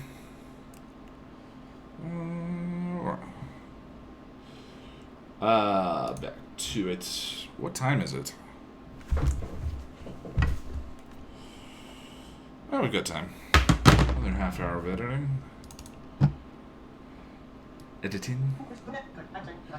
Grabs her backside and she slayerizes him.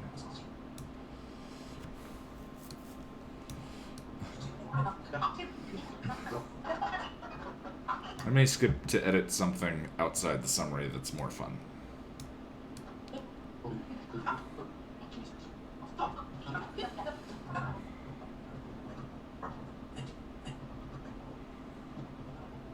Where's the butt grabby? I skipped this. Oh, there it is. Tomorrow, you going? No. I got words in my abs. Oh, God.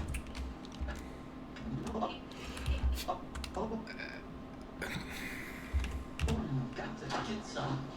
Whoa!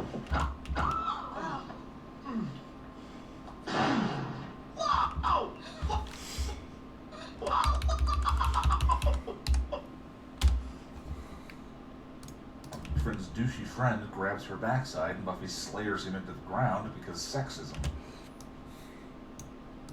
I feel like that's an accurate reasoning or description of what happened. For some reason, and their bit of sexy close talking in the kitchen reminded me of a similar bit from something.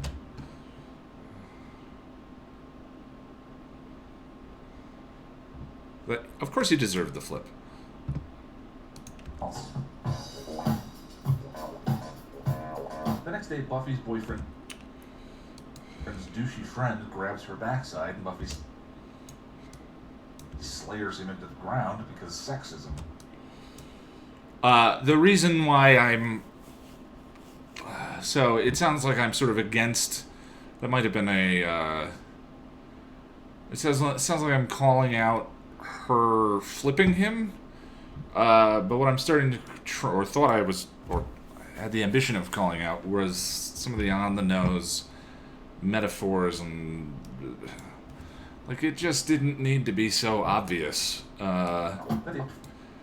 It tries to be this, you know, feminist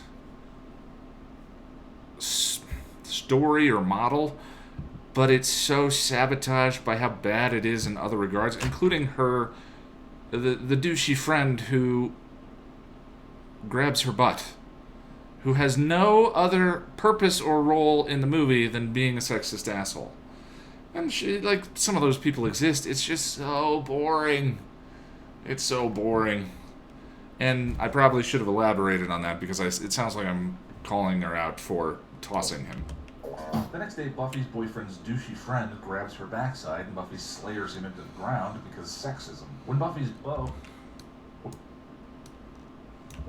beau makes an attempt to be all sheltery and protective, she pushes him away.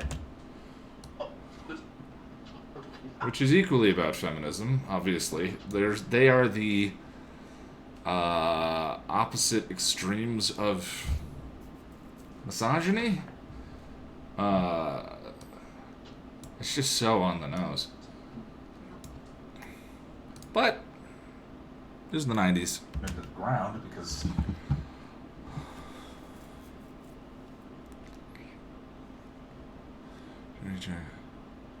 Seasons 1 through 4.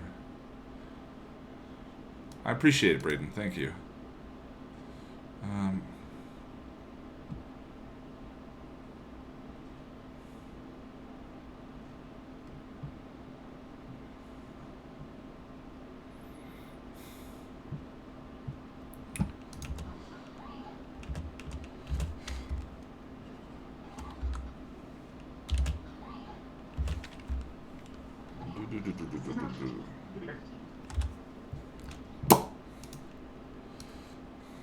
sexism. When Buffy's beau makes an attempt to be all sheltery and protective, she pushes him away.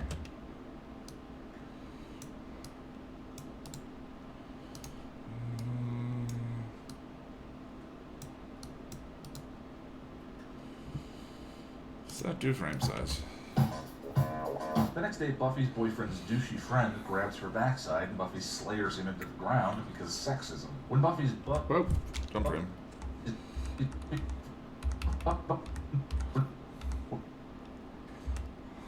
Hey Eddie, welcome. Sorry if I missed, did I ever say welcome? You get 2 welcomes, if so. Because sexism. It's growing on me, to be honest.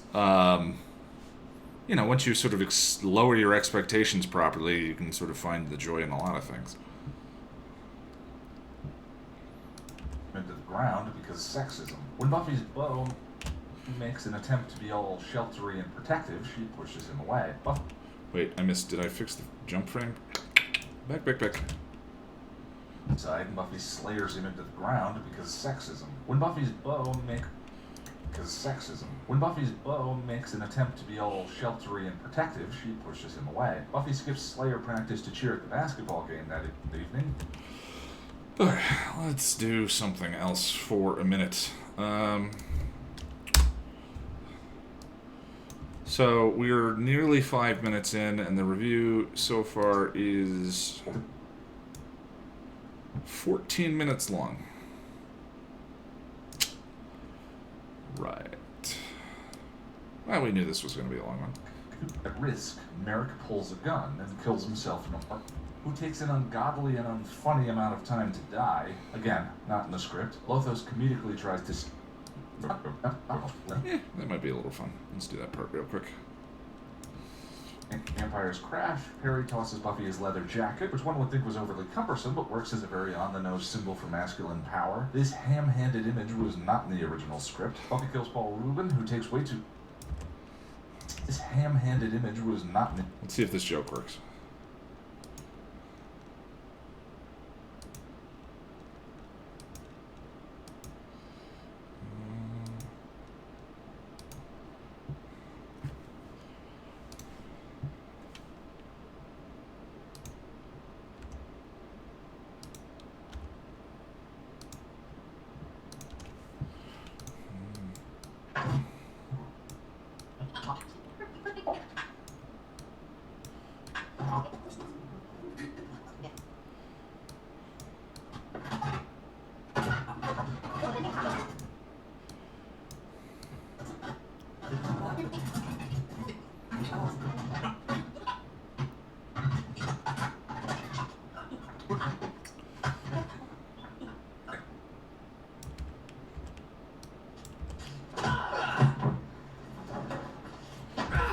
You're pathetic.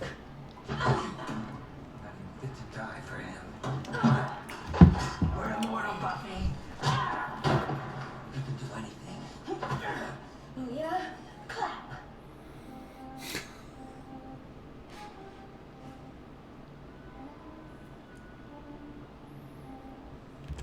It's a poor version of many movies, including, at this point, it would be Heathers and Teen Wolf, which are two movies I have queued up in the B-roll over here.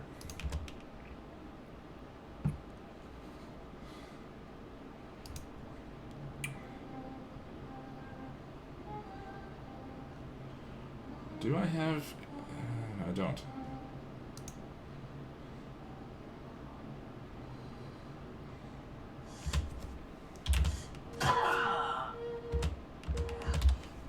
Okay. Let's try this.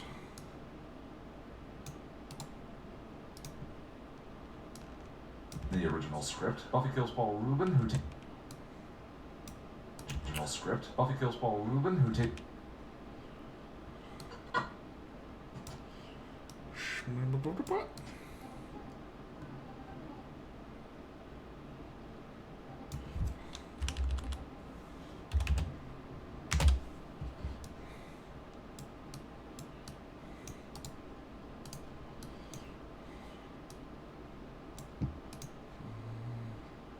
What's my favorite teen movie? I love Heathers. People are going to look at the ashes of Westerberg and say, now there is a school that self-destructed not because society didn't care, but because the school was society. It's pretty deep. I love that movie. I love Pump Up the Volume. I miss teenage melodrama quite a bit, actually. Everything being so serious and... yeah. What other teen movies were really good around that time? Lost Boys. Yeah, those are the ones that jump to mind. I'm pretty predictable if you know my taste. But I was high school 96 through 98. So that's sort of my range. Yeah. Breakfast Club. Oh, I was in Breakfast. I was in a stage version of Breakfast Club. I played Emilio Estevez's part because I look so much like a wrestler. You know, it was a natural fit. Typecasting.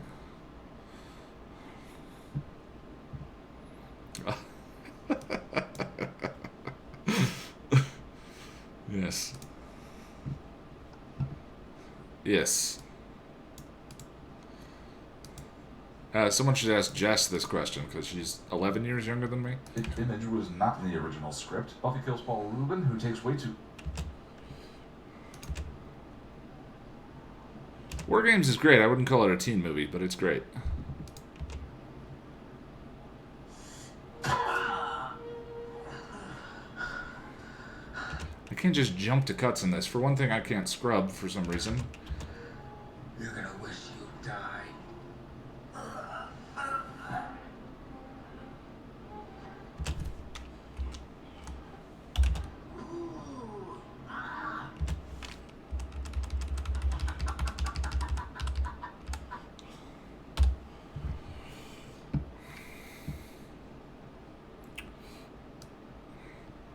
Actually, War Games would be a fun one to remake today.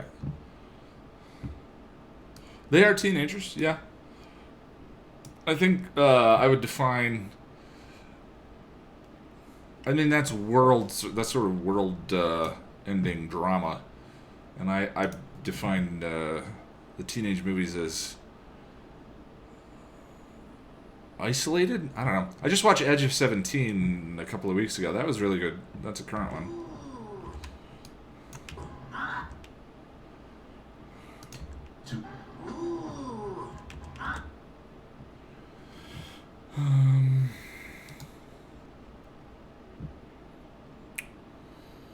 Stand By Me is kind of a teenage movie, but what's interesting, I think, about Stand By Me as opposed to Heathers is I think Stand By Me is really timeless.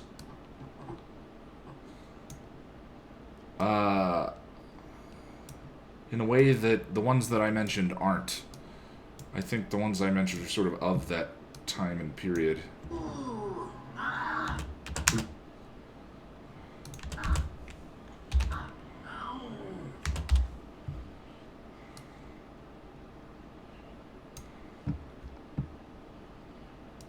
Was the school? Was society? Also, I think they were adolescents. But it's a wonderful movie. I'm just being semantic. I apologize.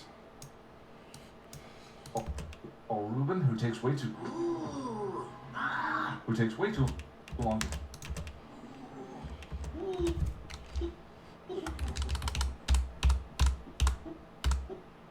You hear how they begin the audio before the cut? That's annoying.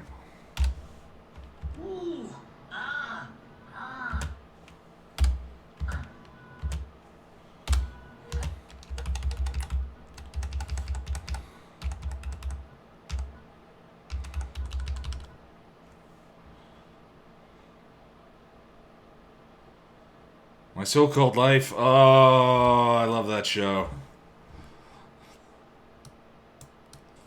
Oh, that's definitive teen drama.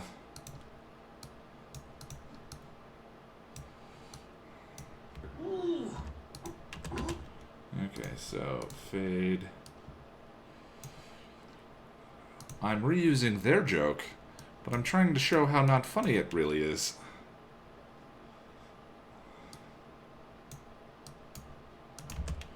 Script. Buffy kills Paul Rubin, who takes way too long to...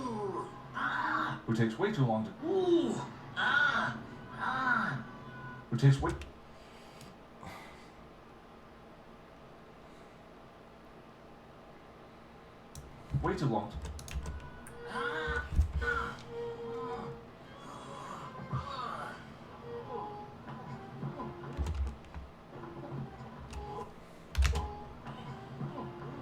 What is he doing?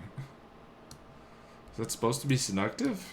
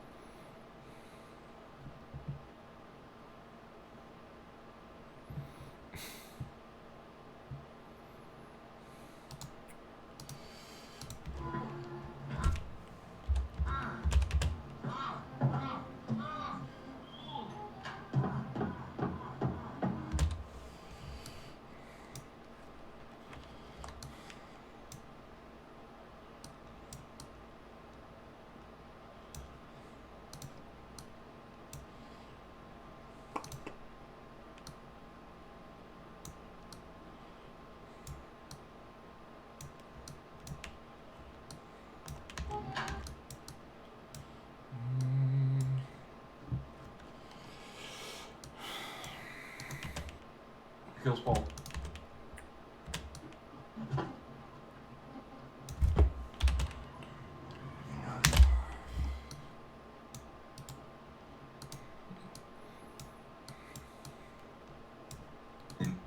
Handed image was not in the original script. Buffy kills Paul Rubin, who takes way too long to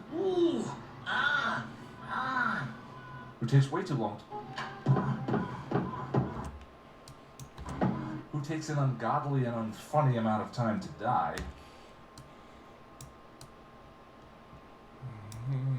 It can be tightened up.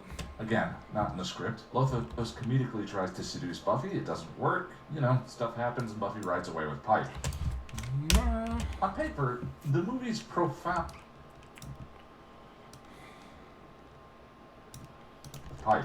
On paper, the movie's profound badness makes no sense.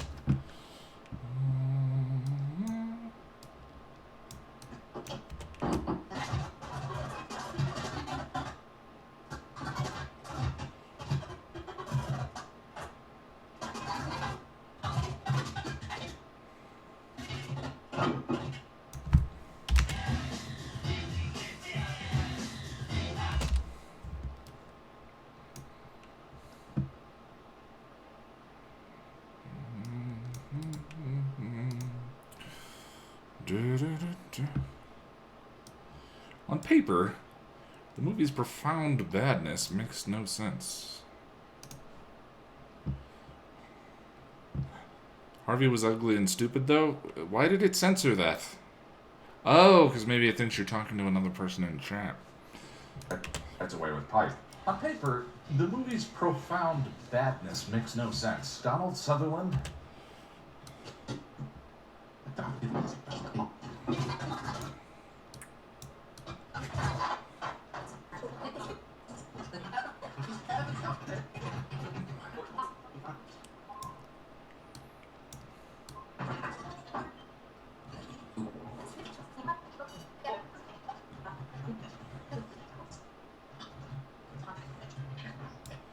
Really? Show me Donald Sutherland. There he is.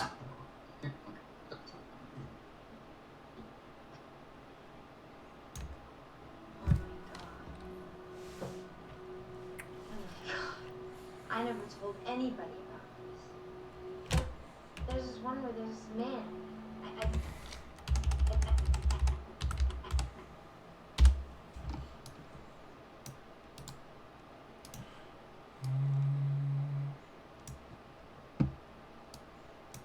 Hillary Swank Ben.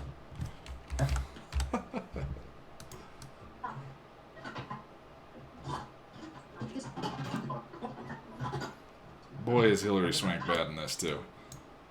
Not her fault. Not her fault.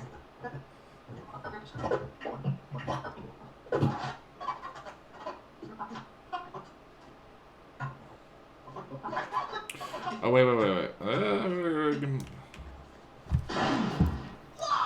Whoa! I'm sorry.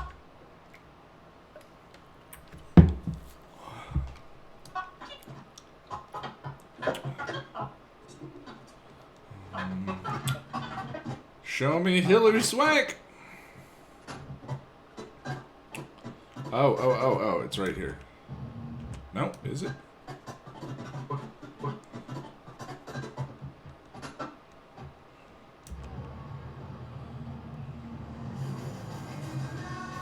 There she is.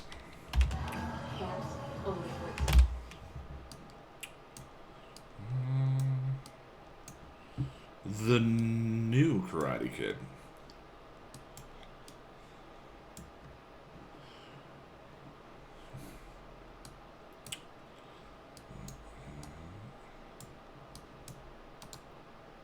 Ben Affleck. Ben Affleck.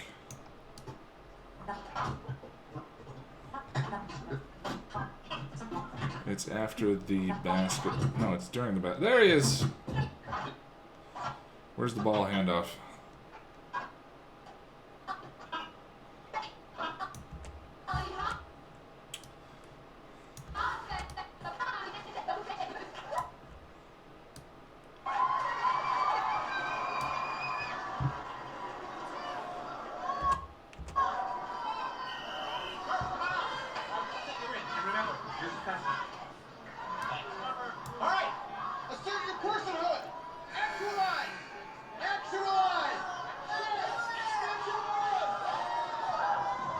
Where's the handoff?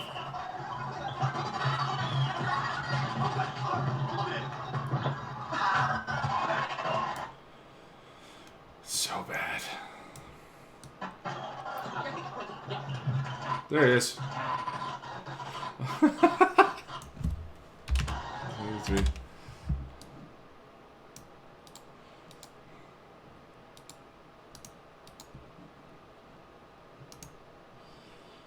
Good night, Calvin.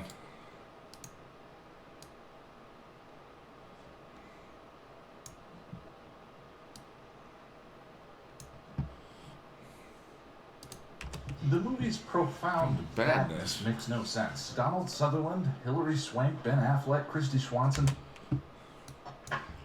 Don't know if she's in that realm, but I like Christy Swanson.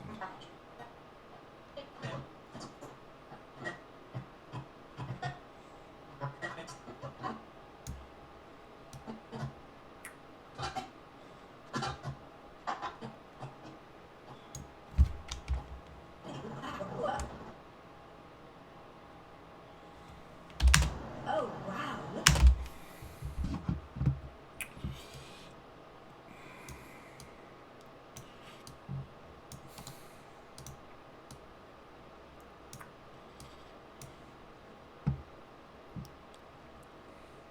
The movie's profound badness makes no sense. Donald Sutherland, Hilary Swank, Ben Affleck, Christy Swanson, Paul Rubens, and... Paul, well...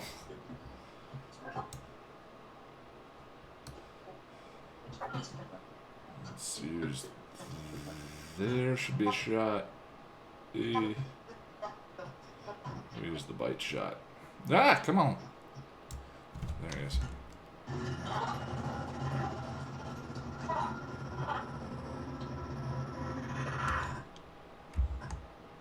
And we fit David Arquette in there.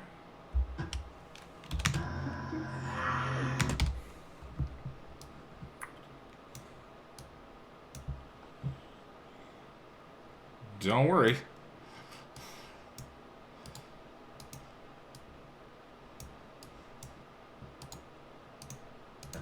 This makes no sense. Donald Sutherland, Hilary Swank, Ben Affleck, Christy Swanson, Paul Rubens, and Rutger Hauer? Okay.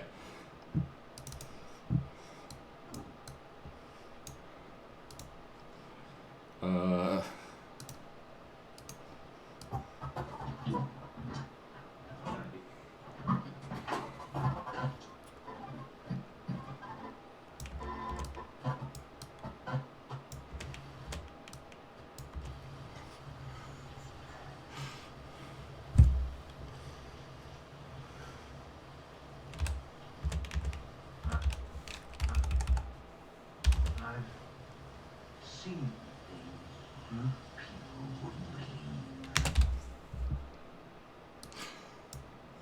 believe. So dumb.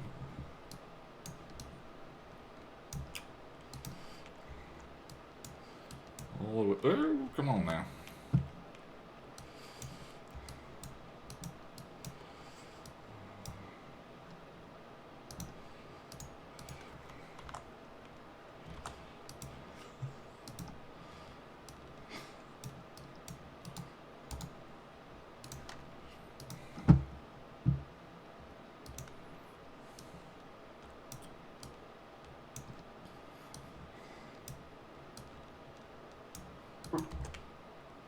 Hilary Swank, Ben Affleck, Christy Swanson, Paul Rubens, and Rutger Hauer?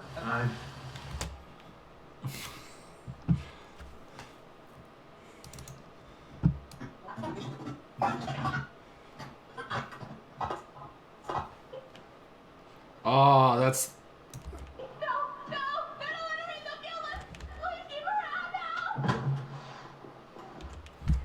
Ugh. So bad. I'm not including that.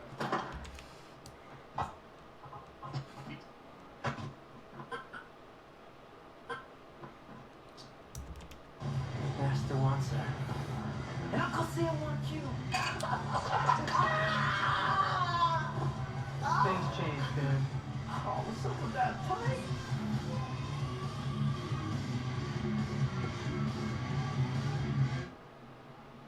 It's time to put went away, childish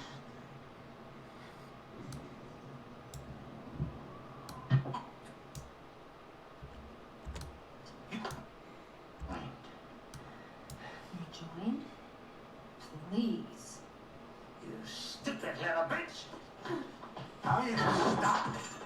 I am life beyond death. And you are just like the other girls. Maybe I'll surprise you. This is your defense. Please. Your puny faith? No. My keen fashion sense.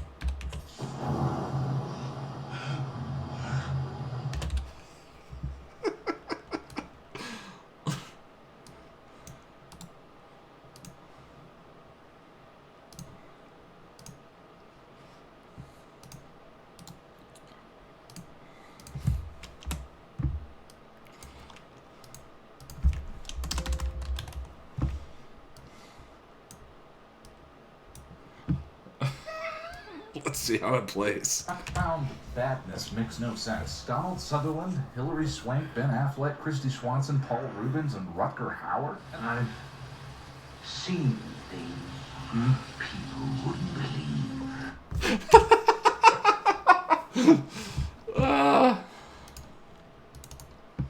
I've seen things you people wouldn't believe.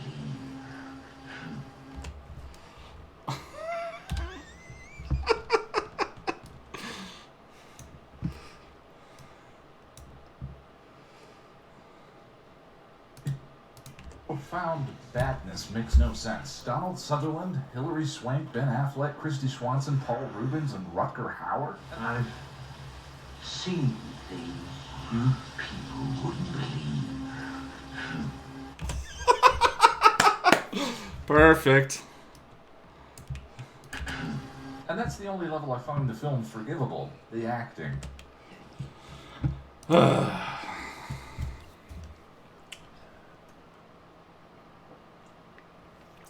Oh, attack ship is on fire. Well, I don't want to use too much of it. It's a good joke, but only if I keep it short. I think the rapid fire lead up is the reason why it kind of works.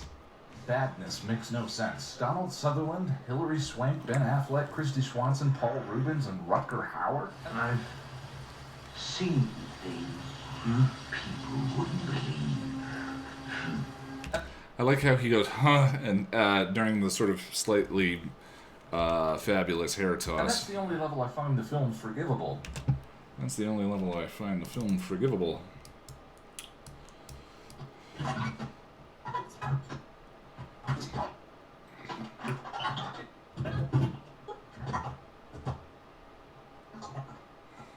Eh.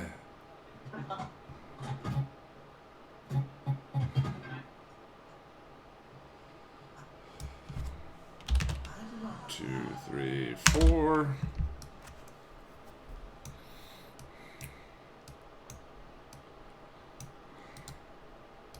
The acting. The acting. Two,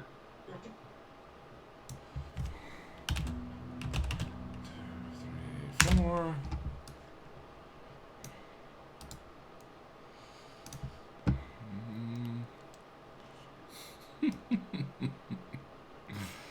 What a dumb joke.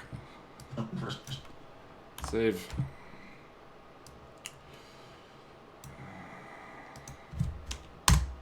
Alright, I think I'm going to call it there. What's amazing is that was 2 hours and did about 20%. I might do another one of these tomorrow night to try and get through more, because I want to have this done by the weekend. So what are we at now? Total length of the review is 14 minutes long, and I've probably edited 35%, yeah, total. Yeah.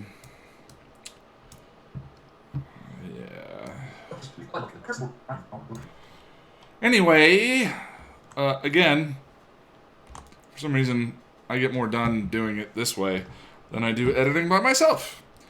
So, thank you. I appreciate you guys hanging out. Have a good evening.